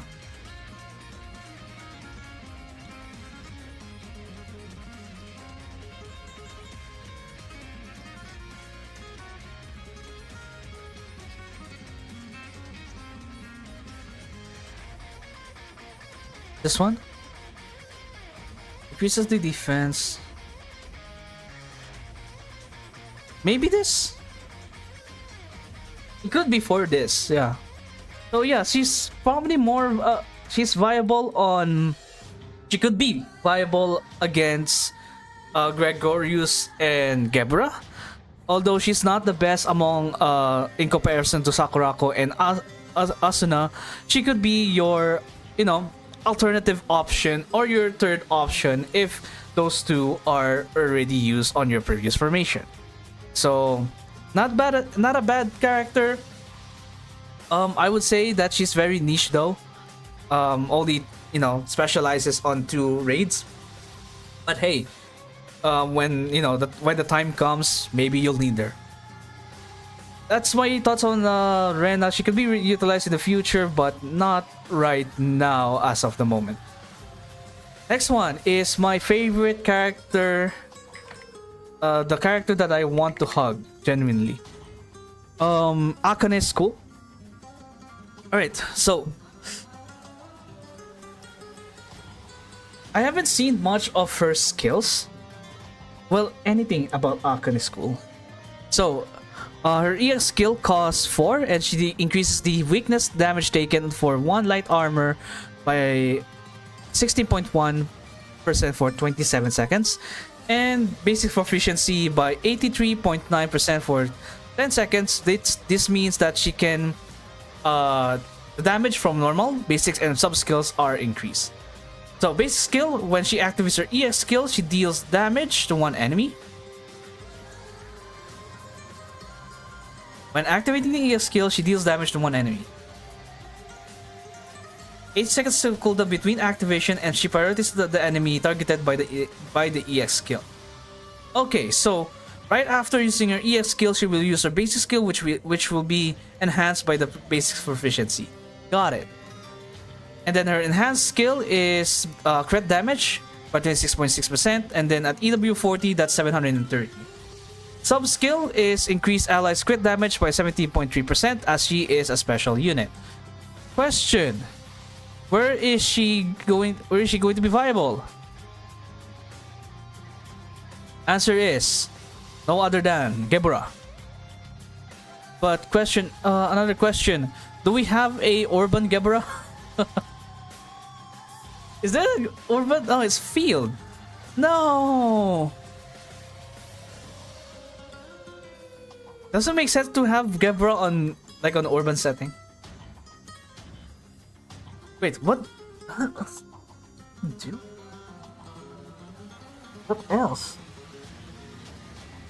It gains a basic proficiency. The basic proficiency only benefits her basic skill. She's neutral on field. I think Yokane wasn't really good on last Gebra. When was the last time we encountered Gebra? Last year. We encountered Gebra last year. Oh, you guys labbed it. Okay, okay. You guys labbed it. According to the calculations alone, that sucks. Let's have a new year. That sucks. See?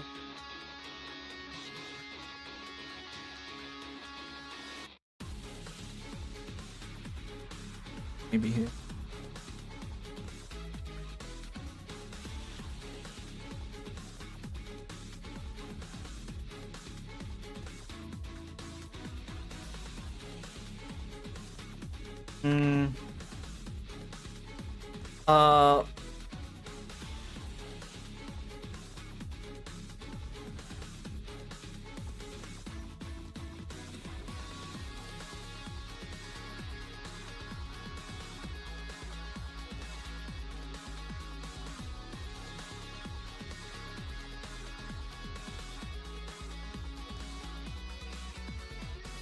There we go. Akane, I'm so sorry. Here we go. Maybe, I don't know about Konoka though, but it could be here. I haven't tested her or anything, but yeah, if you guys said that Akane is pretty bad in comparison to Satsuki. Satsuki, is it Satsuki? Is her name Satsuki? Holy shit, I forgot. Big booba lady. Yeah, Satsuki. Yeah, if she's worse than Satsuki, she could be like a second, choice when it comes to like dealing damage against Gebura. But at this point, you would want to use double Satsuki against Gebura. So, but yeah.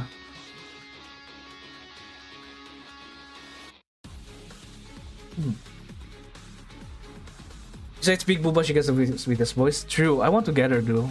So, but I'm saving. Or I was like recovering from... What's the last banner that I spent a lot of pulls on?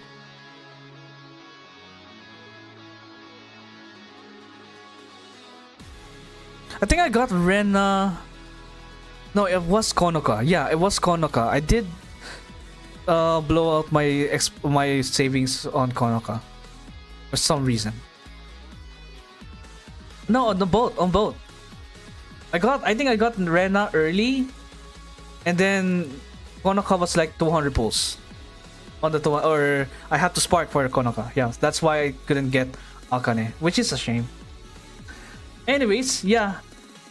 Because of her mood, because of her terrain advantage on field, she doesn't really deal that much damage against Gebra, wherein she is like most likely to be used on. So that's a shame. Next one, Nico. We're on the Fox Squad now. The first batch of the Fox Squad. So there's 3 of them. I think they're complete, right? I didn't miss one Fox Squad member. No? Okay.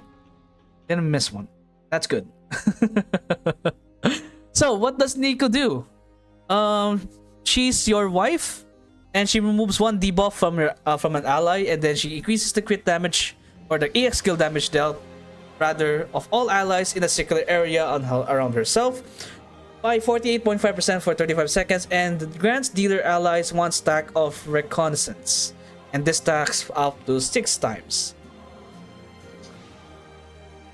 I'm not sure if the reconnaissance buff applies to all dealers. We can test that actually.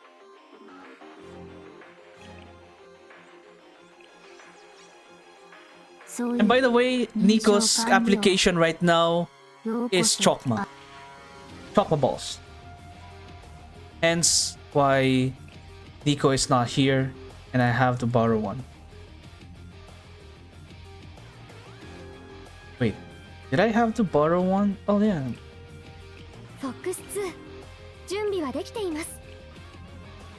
Alright, let's test this one out. If the reconnaissance applies to all dealers in the field, not on the range. Alright, that's what I want to know.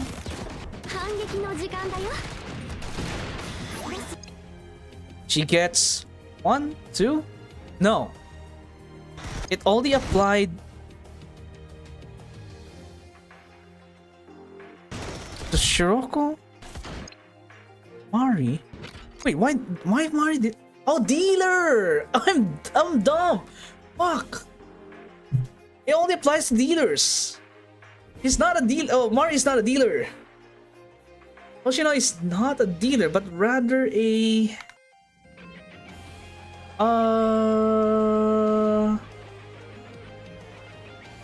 Yeah, that makes sense. That makes absolute sense. That she is a tank.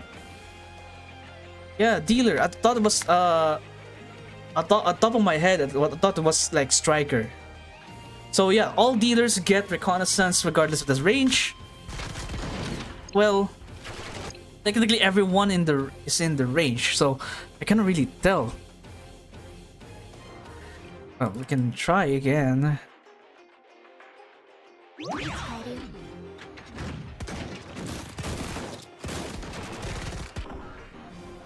Well, it's nice.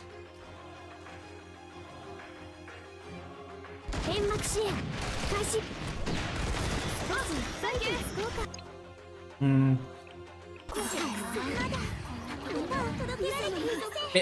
Maybe I'll try to position Shiroko away from Nico. Maybe that would work.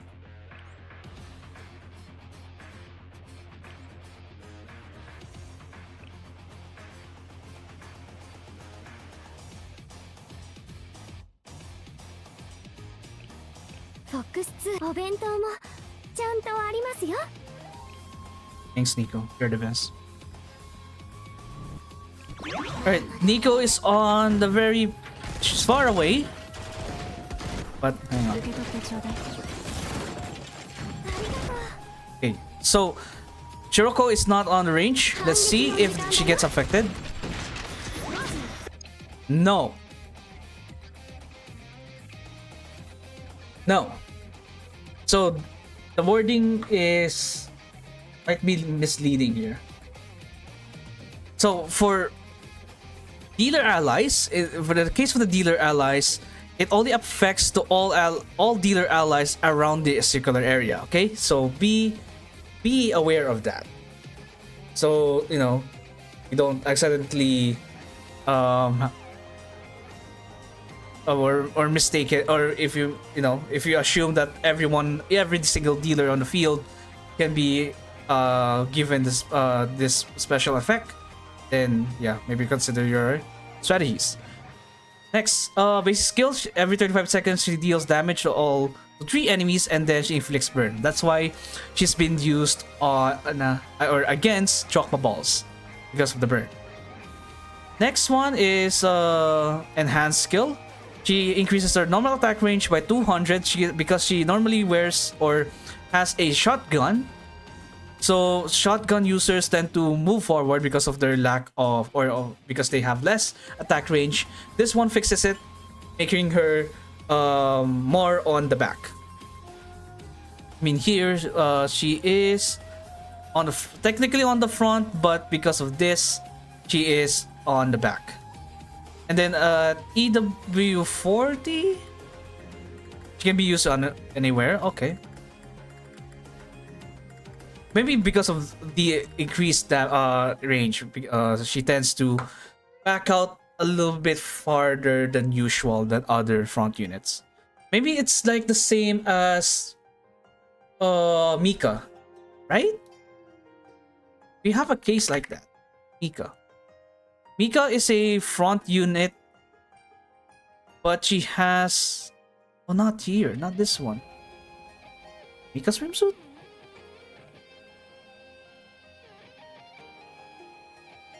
This one, yeah. Mika with swimsuit. There you go. I think also this is also the same as Hoshino Battle. Yep, that one. That one. Yeah. Because she's not technically a... Well, she's a dealer, but she's a shotgun front. But her range makes her back out a little bit, or because she's not technically attacked. Airi band, right? Airi band, yeah. Attack range by 100. So, hence the reason why they have the normal attack range, because they don't want to be in the front, but rather they want to be do the support on the back, a little bit on the back.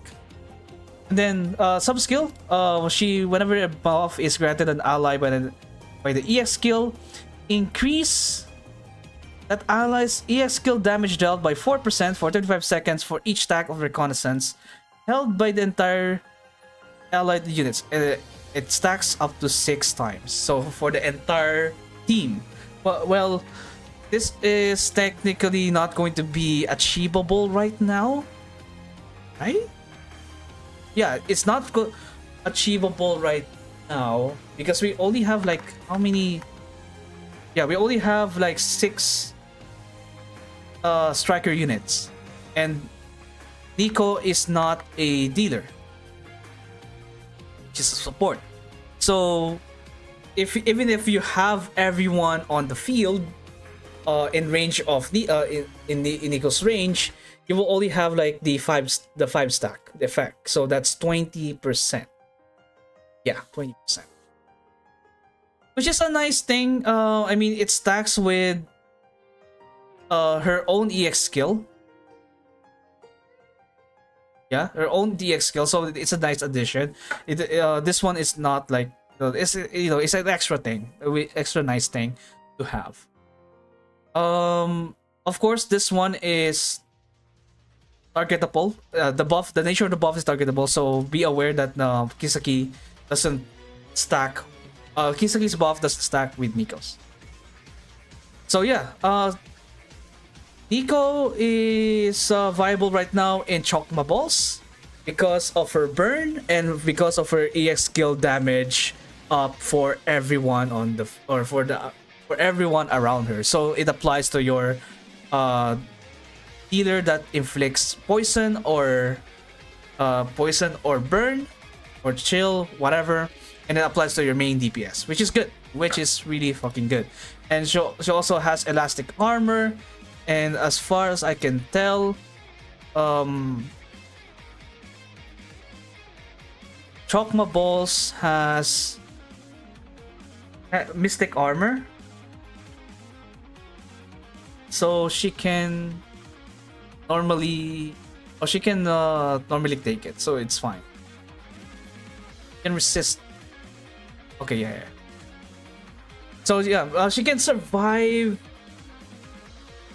as long as she's treated pretty well, or she's sometimes, if you don't miss, or if you mind her HP all the time, she'll be able to survive just like everyone else. So yeah, Nico is viable right now on Chokma Balls. Next one, Kurumi, Super Saiyan Serika. Oops, sorry. Super Saiyan Serika.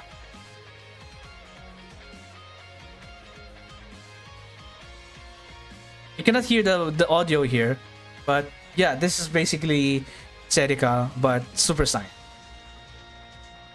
Okay, so jokes aside, so her EX skill costs 3 and she immediately reloads upon skill activation. She gains a tactical barrier with HP equal to 430% of her healing for 10 seconds only.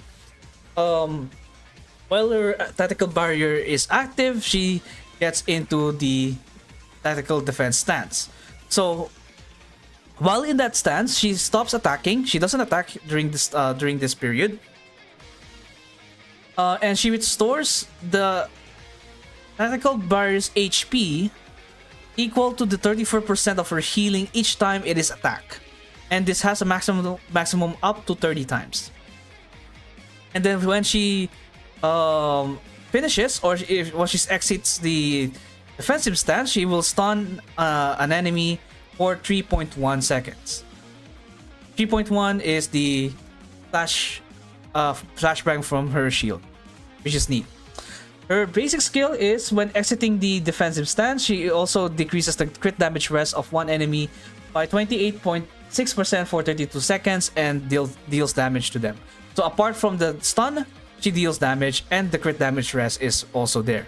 So it really is a good thing for like someone like Hina Dress, because Hina Dress gets a lot of crit damage from herself and from other supports like Nagisa Swimsuit. So crit damage rest should be able to help with the damage.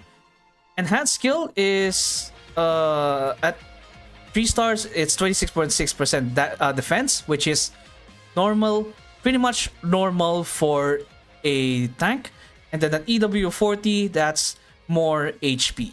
So she should be able to survive more hits, especially when Kaiten does the machine gun attack. Her sub skill is really interesting, right here.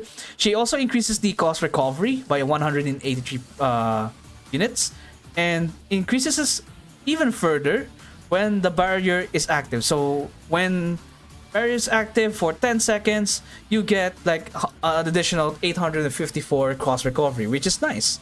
Once the barrier expires, or after having maintained for 5 seconds or more, she increases the attack of all striker allies by 33.6% for 35 seconds, which is a nice cherry on top support sub skill. So if she manages to keep the shield for 5 seconds or more, because it lasts for, which is half of the duration of the tactical barrier, everyone gets a free attack up. Nice, very nice. So yeah, Kurumi is widely used against Kaiten Lunatic, most specifically on the second phase, because on Kaiten Lunatic, the machine gun can kill almost anyone, even Kurumi without her shield or without her EX skill, right? Or I think it was designed to one-shot like even tanks. So Kurumi can handle this relatively easy, but you the consistency is there if you have her at EW30 or EW40 even. She's 100% a new raid character too. Yeah. So overall, she is pretty much used in Kaiten Lunatic, alongside with I think she was used. Wait, we can check the rankings.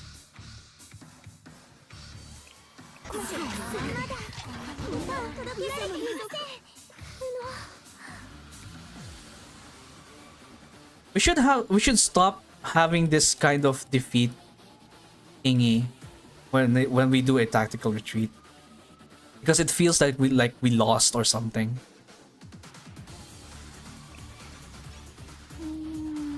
Oh, not this one. So yeah, here we go. So we have Kurumi on the top one, alongside with Rio, and Kurumi was used mainly for guarding against the machine guns.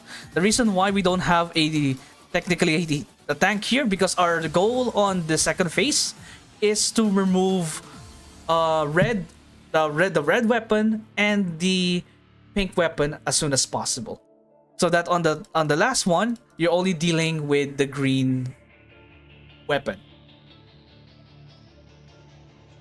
I don't believe they made her for one mechanic, for one diff, for one boss. I don't know. Maybe she will have other use as well. Oh, I can claim my 110 pull. Guys, I got a refund, guys. I spent a 10 pull without checking if I can buy a Eligma from the Mastery Certificate shop. I'm a dumbass. But that dumbass gave me a payday that neutralizes everything. But still, I lost 10. I thought I lost a 10 pull. Not the first time it happens. Yeah, there are really some characters that are specifically for one raid. One good example would be Oshino Battle. She's only good in, well, in Total Assault. She's only good in Aerozilla. So that's not the first time, really. Anyways,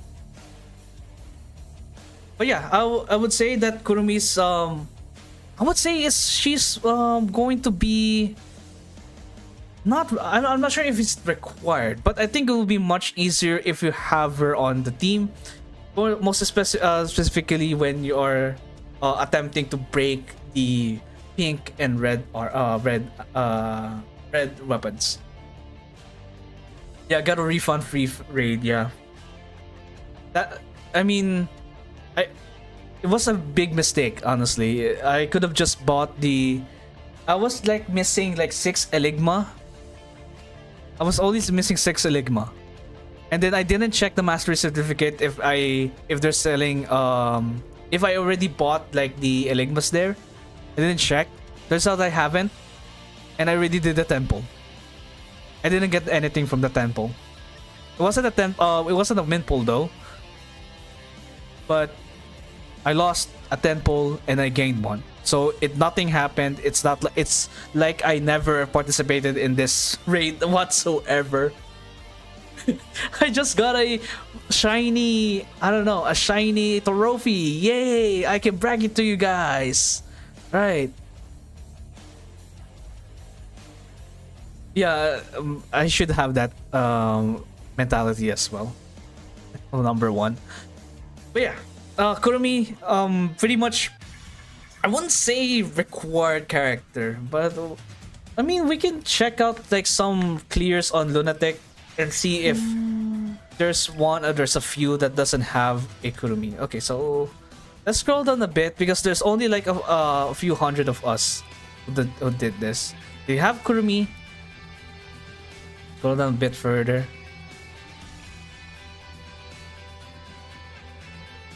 This one doesn't. No, never mind. This one.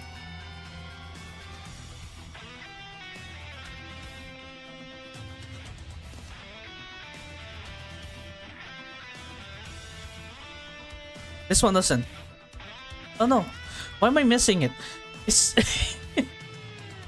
why am I missing Kurumi? What the hell what am I doing? Okay, let's go 500.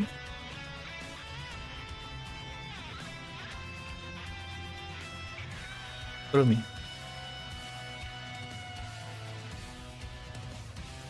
Kurumi.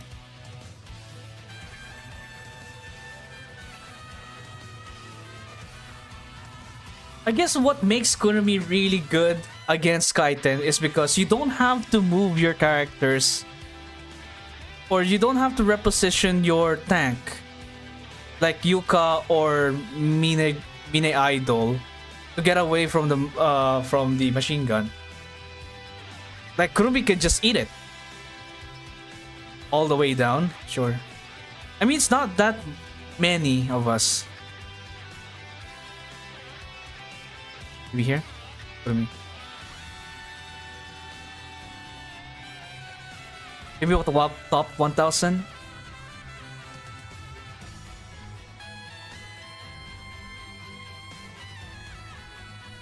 Going to check top 1000. You have Kurumi. 1400 I think was the number. Or 1600. Oh, I see a... It's Kurumi. I'm surprised that you guys even have like a meme team just to, you know, have a statement. You cheater! You have a Nico profile picture and you have a Mika level 100 rank? What is this? Bro. You cheater. Welcome home, cheater. Okay.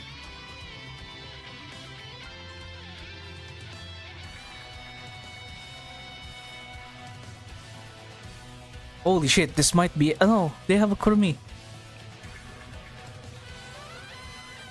They have a Kurumi as well. No! Wait, this is the last one.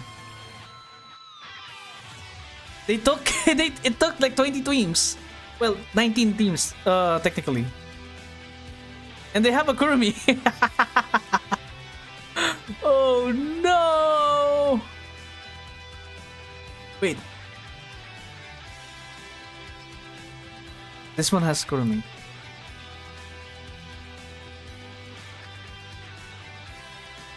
Well, it doesn't really mean that not having Kurumi equals you can't clear this anymore. Maybe?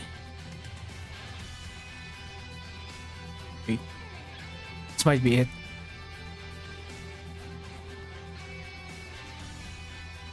Yeah, this one doesn't have Kurumi. Oh, fuck! Never mind. Fuck.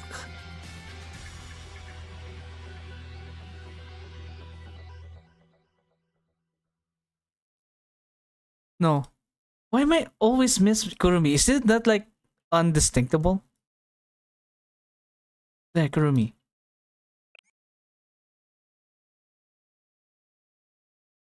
Did the music stop? Oh, it's over.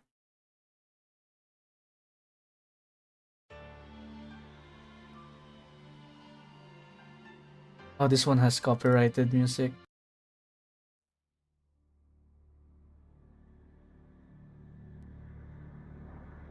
It just makes it easier. Yeah, I want to prove that. I want to see a clear without her.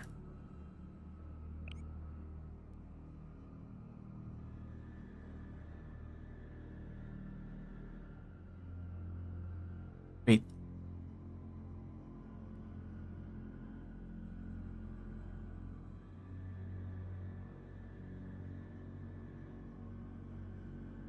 Oh, wait. Let me double check. Yeah, they did this without Kurumi. Yeah, I'm right. I'm right. Okay. Point taken. Point taken. Easy. I just need one account, one player. So, So we conclude that Kurumi would make things easier in Kaiten Lunatic because one, she can tank a machine gun. She can tank the machine guns unless the Kaiten has like double stacks or 2 stacks of attack on certain cases. So yeah. Again, we'll make things easier, but there are some players who manage to do it without Kurumi. So I would say that she's viable, but not required. Alright, cool. The last but not the least, Otogi. Otodogi. Right. So her EX skill is cost 4 and she enters a firing stance. She also increases her attack speed, normal tank range by for 35 seconds. So attack is increased by 62.1, attack speed by 89.2, and normal attack range by 46%. And then she applies mark from invincible to one enemy, and she prioritizes attacking that target for the same duration. And she immediately reloads after skill activation. So, which character has this kind of, or has a similar type of thing? Isn't it Amy? Yes, it's Amy. Amy Battle, to be more specific. So, basic skill. Whenever ammo's count reaches 0 while she is in the firing stance, she deals damage. And then enhanced skill, she has an attack speed by 26.6%, classic. And then EW40 is a significant 1017 attack. Sub skill, she also increases her attack by 31.9%. And then normal and basic skill damage is multiplied by ×2 based on the current total of EX skill damage dealt, and the maximum multiplier applied on the EX skill damage dealt, it reaches 100%. So, where can we find this kind of EX skill damage dealt?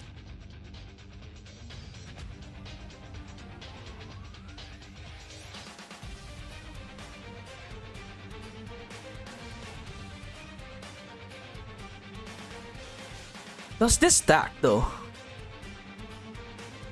We can go back again to Chokma to find that out. I mean, we can just do it here, but it will be more comfy to have it on the balls. Okay. Let's bring back. Where was Nico before? Right here?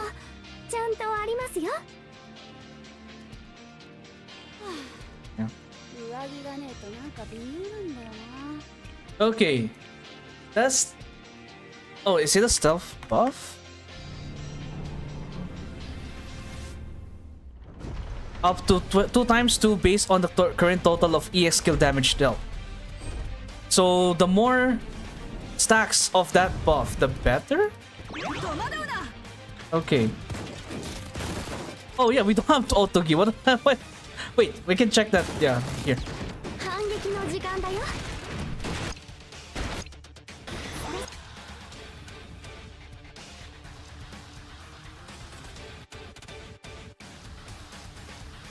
So that's 2. We have 3 and a castle.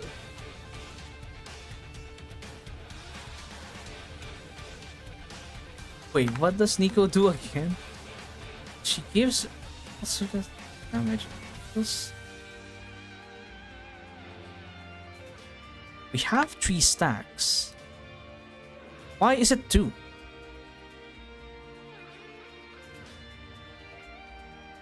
Whenever buff is granted by an ally by the EX skill. When the buff is granted an ally by the EX skill, increase that ally's EX skill dealt by 4% for 35 seconds. Each stack of records held by the entire allied unit. So that's... Oh, I think I know. That sub skill doesn't stack. Like if there's like 3 reconnaissance stacks that you have, the EX skill right over here. Okay, the EX skill right here. The first stack is from Nico. From Nico's EX skill. The second one is from the reconnaissance stacks that was given by Nico's sub skill. So where are we going to get the other stacks?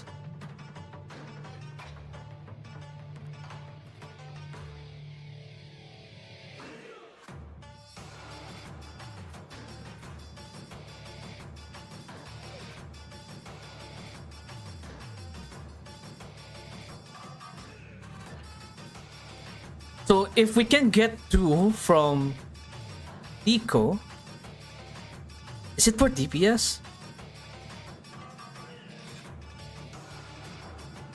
It says current total of EX skill damage dealt. Wait, no. Is this the percentage? Oh, by the percentage, not stacks. God fucking damn it. Oh god, sorry. By percentage, not stacks. So you don't need 6 quote-quote stacks of EX skill damage dealt, but rather if she gets like up to 100. So if Nico gives 48, and let's just say that, you know, the whole Fox squad, let's just say that. If the whole Fox squad gets in Nico's range, so that's, well, Kurumi is a tank, right? So that's only like 2 of them that are oh yeah, that's why Nico is a final restriction release character. That's why. I gotcha. So 48.5.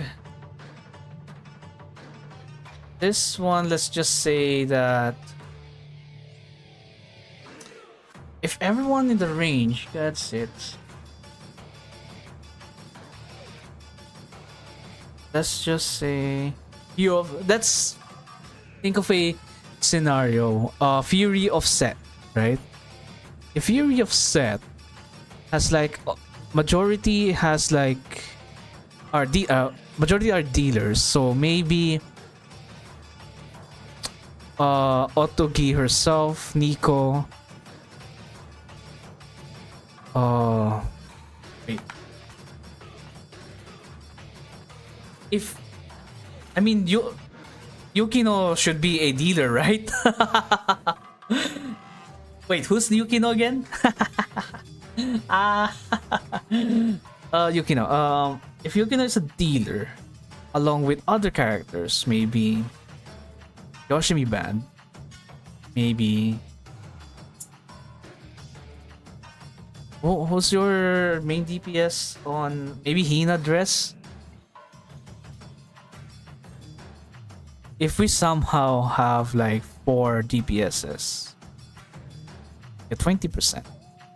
So that's only 68.5%. So where do we get the extra EX skill damage dealt? Can we search it here? Can buff EX skill cost. No, not EX skill cost. EX skill damage dealt. What? You? What? Oh.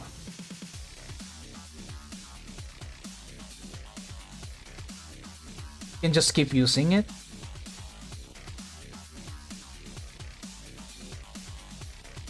Oh yeah, you're right. Nico doesn't tell you that. Oh, we can try that right now. We can try that right now. Okay, so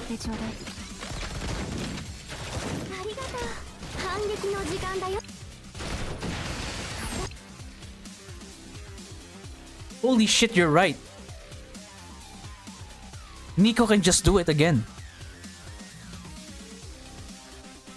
So that's 6 stacks already. Genius. Right, holy shit. It's my first time seeing Nico's potential. So that's already 4%, 24% plus 48.5.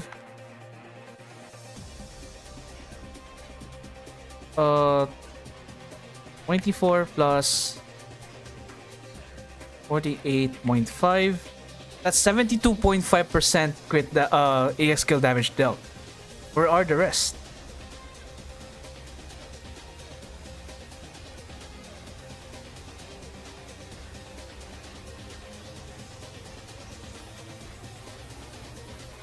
I guess that's it. It cannot really reach 100% yet on Otogi.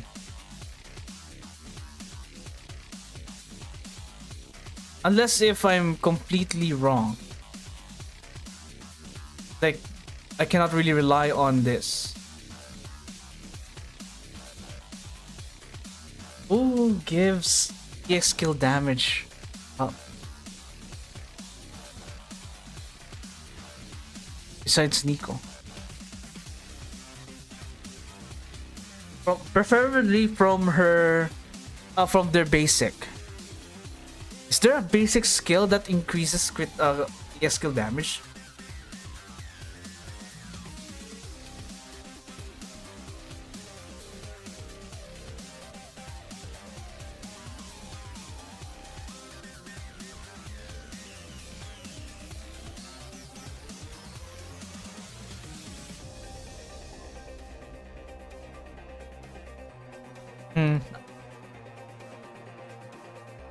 Chiaki sells buffs. But I'm looking for Otogi. If Otogi gets like getting benefited from it. Not this one.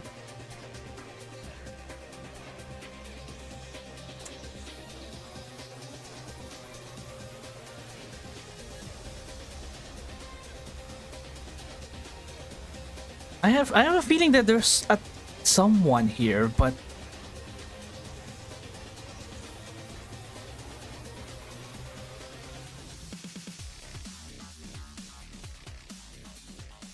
no, not this. Not Konoka, not Akane. Not Seiya though, because this is from her EX skill. And I believe this doesn't stack with Nico's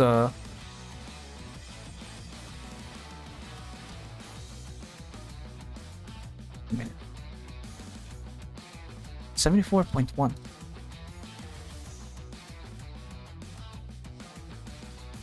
$80.7. Wait, what if you just use Nico and Kisaki at the same time? Would that work? Because we can get Nico's stacks here, so that's 24%. Then Kisaki 80.7. That's like more than 100. So Otogi can reach 100 here, technically, yeah. If we count stacks, yeah. Oh no, this one is multiplier. Counts multiplier. So if we use Nico first, and then we get like 6 stacks of reconnaissance, so we get like the most out of this buff, and then Kisaki get and then you introduce Kisaki's EX skill, which will rewrite this, by the way. But who would, honestly, for Otogi, honestly? Yeah, I don't know if it's practical or anything, but I think Nico and Kisaki are super redundant. Like, why would you do that? Like, Nico's goal is to give EX skill damage as to everyone around her. And if in a scenario wherein you have multiple DPSs, like in Chokma, so Neru and Marina Chipao, why would you need it on a single person? Or why would you focus it on a single person if you're going to distribute it on 2 or more than 2 or more than 1 even? This is a, I don't know, maybe Yukino will be a support dealer. She can give like EX skill damage dealt to everyone, to all like Fox squad. I can actually see that coming though. I can see that being possible. But yeah, it's possible to get the multiplier up to 100, and then at 100% she will get like ×2 damage. So the main bottom line here is that she doesn't really do damage here, right? She doesn't do damage on her EX skill, but rather her EX skill damage dealt benefits her normal attacks and basic attacks, basic attacks or basic skills. So it's basic. It is somewhat similar to Aris' arm, because all of her damage is considered EX skill damage. So that counts her normal attacks, her basic skill, and her EX skill, which already an EX skill. So if this is going to be if we're going to put this into consideration, yeah, this is similar to what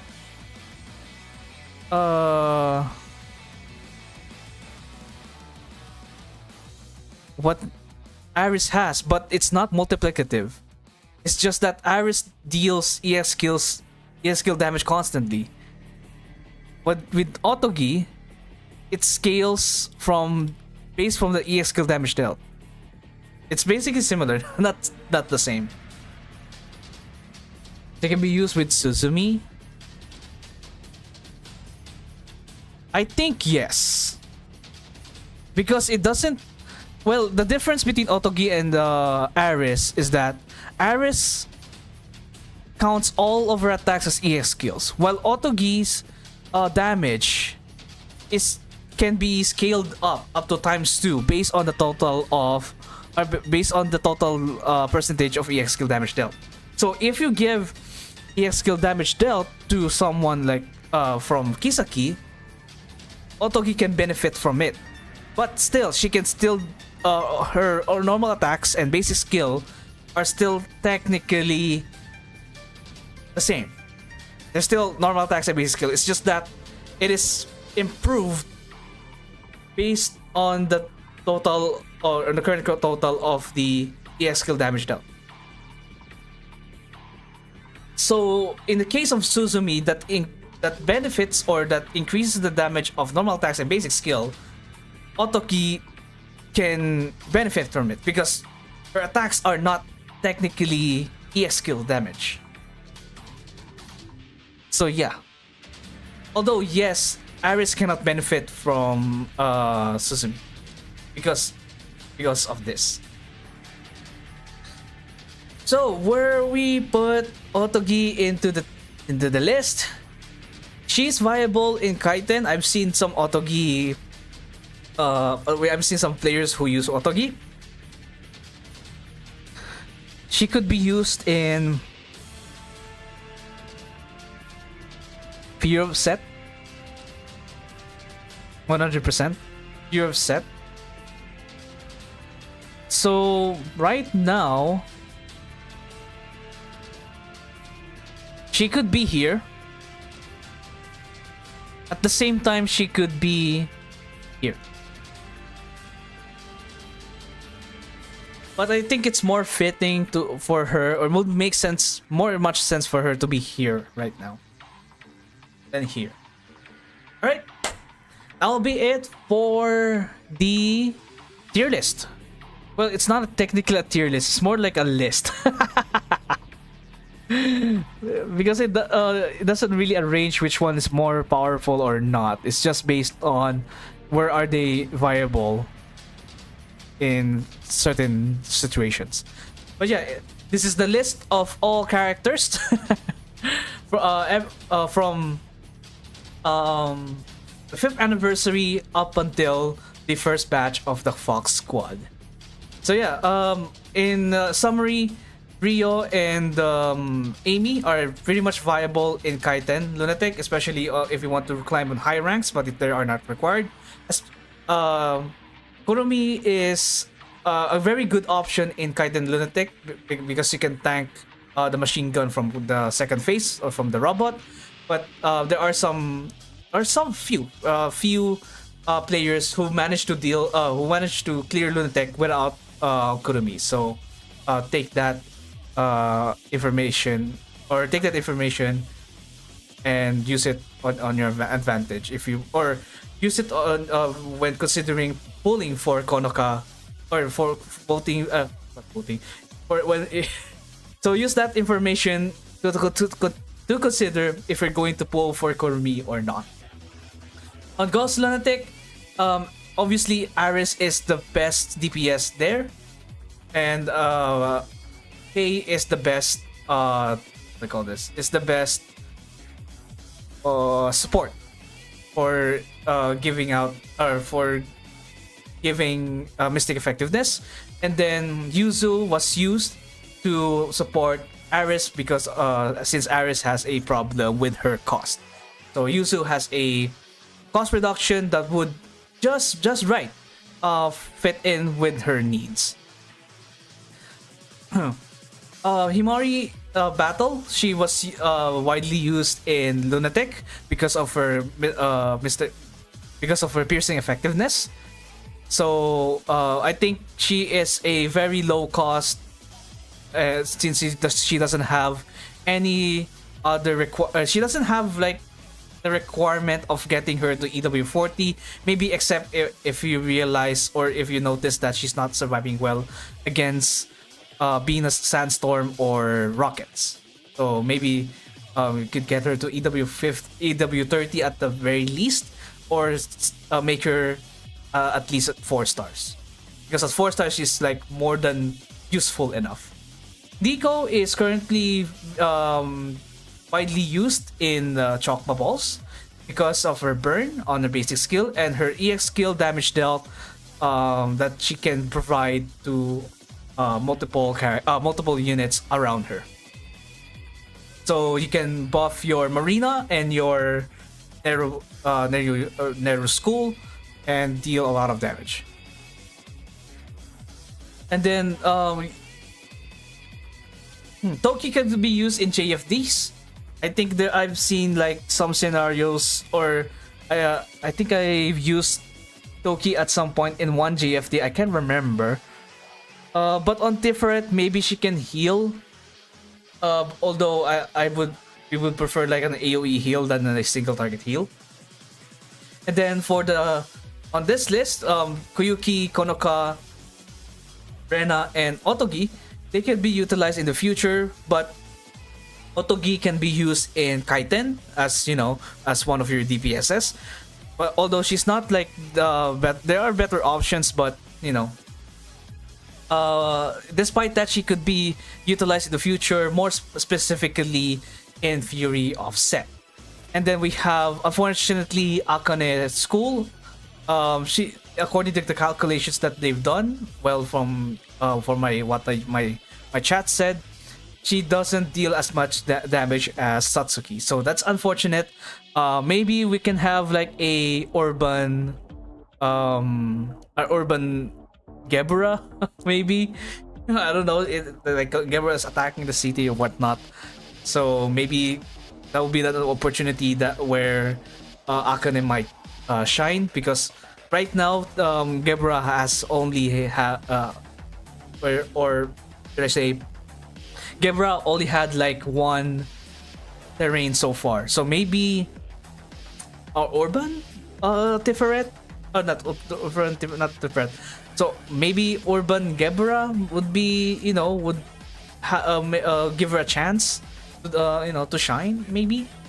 So yeah, that'll be all for this list. If you have any objections or wanted to, if you think some characters deserve a higher spot, or there's not really a higher spot here, it's just that this is just a list. But in any case, that'll be it for now. Thank you so much for watching, and I'll see you guys on the next video, maybe in a couple of years. Have a good night, or have a good day. Stop recording. Alright, good stuff, guys. Thank you. I really love discussions like this. I already ended the recording. Okay, so you cannot that's not part that wasn't captured, sadly. Okay, so what now?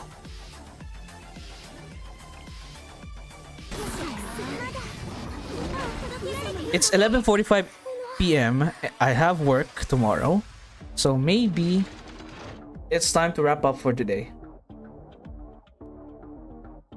So since this week is only a JFD week, probably I don't have to stream. There's nothing to stream anything special unless they're going to drop a special program out of nowhere this weekend. I don't know. I predict that this is going to have like a few more reruns. A few more reruns before we get to half anniversary. Well, what's half anniversary? Well, 6. So next month? Or wait, no, next month. Yeah. So maybe we'll have like just series of reruns for this month, and then half anniversary on June, maybe. All right, that'll be it for real now. I'll see you guys when, you know what? Maybe I can stream on Friday for what's the name of the event in Arc Knights? Stronghold Protocol, the auto chess in auto chess game mode. I haven't done anything on that game mode though, on that event. All right, thanks so much for watching, and I'll see you guys on Friday, if not next week. Right?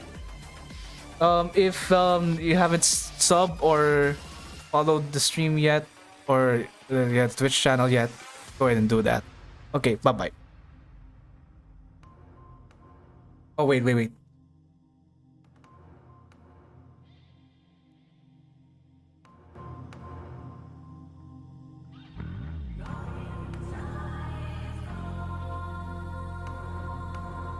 Man, banger drops when I'm about to end the stream.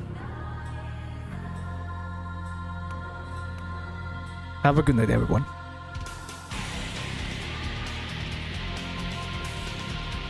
And see you next time.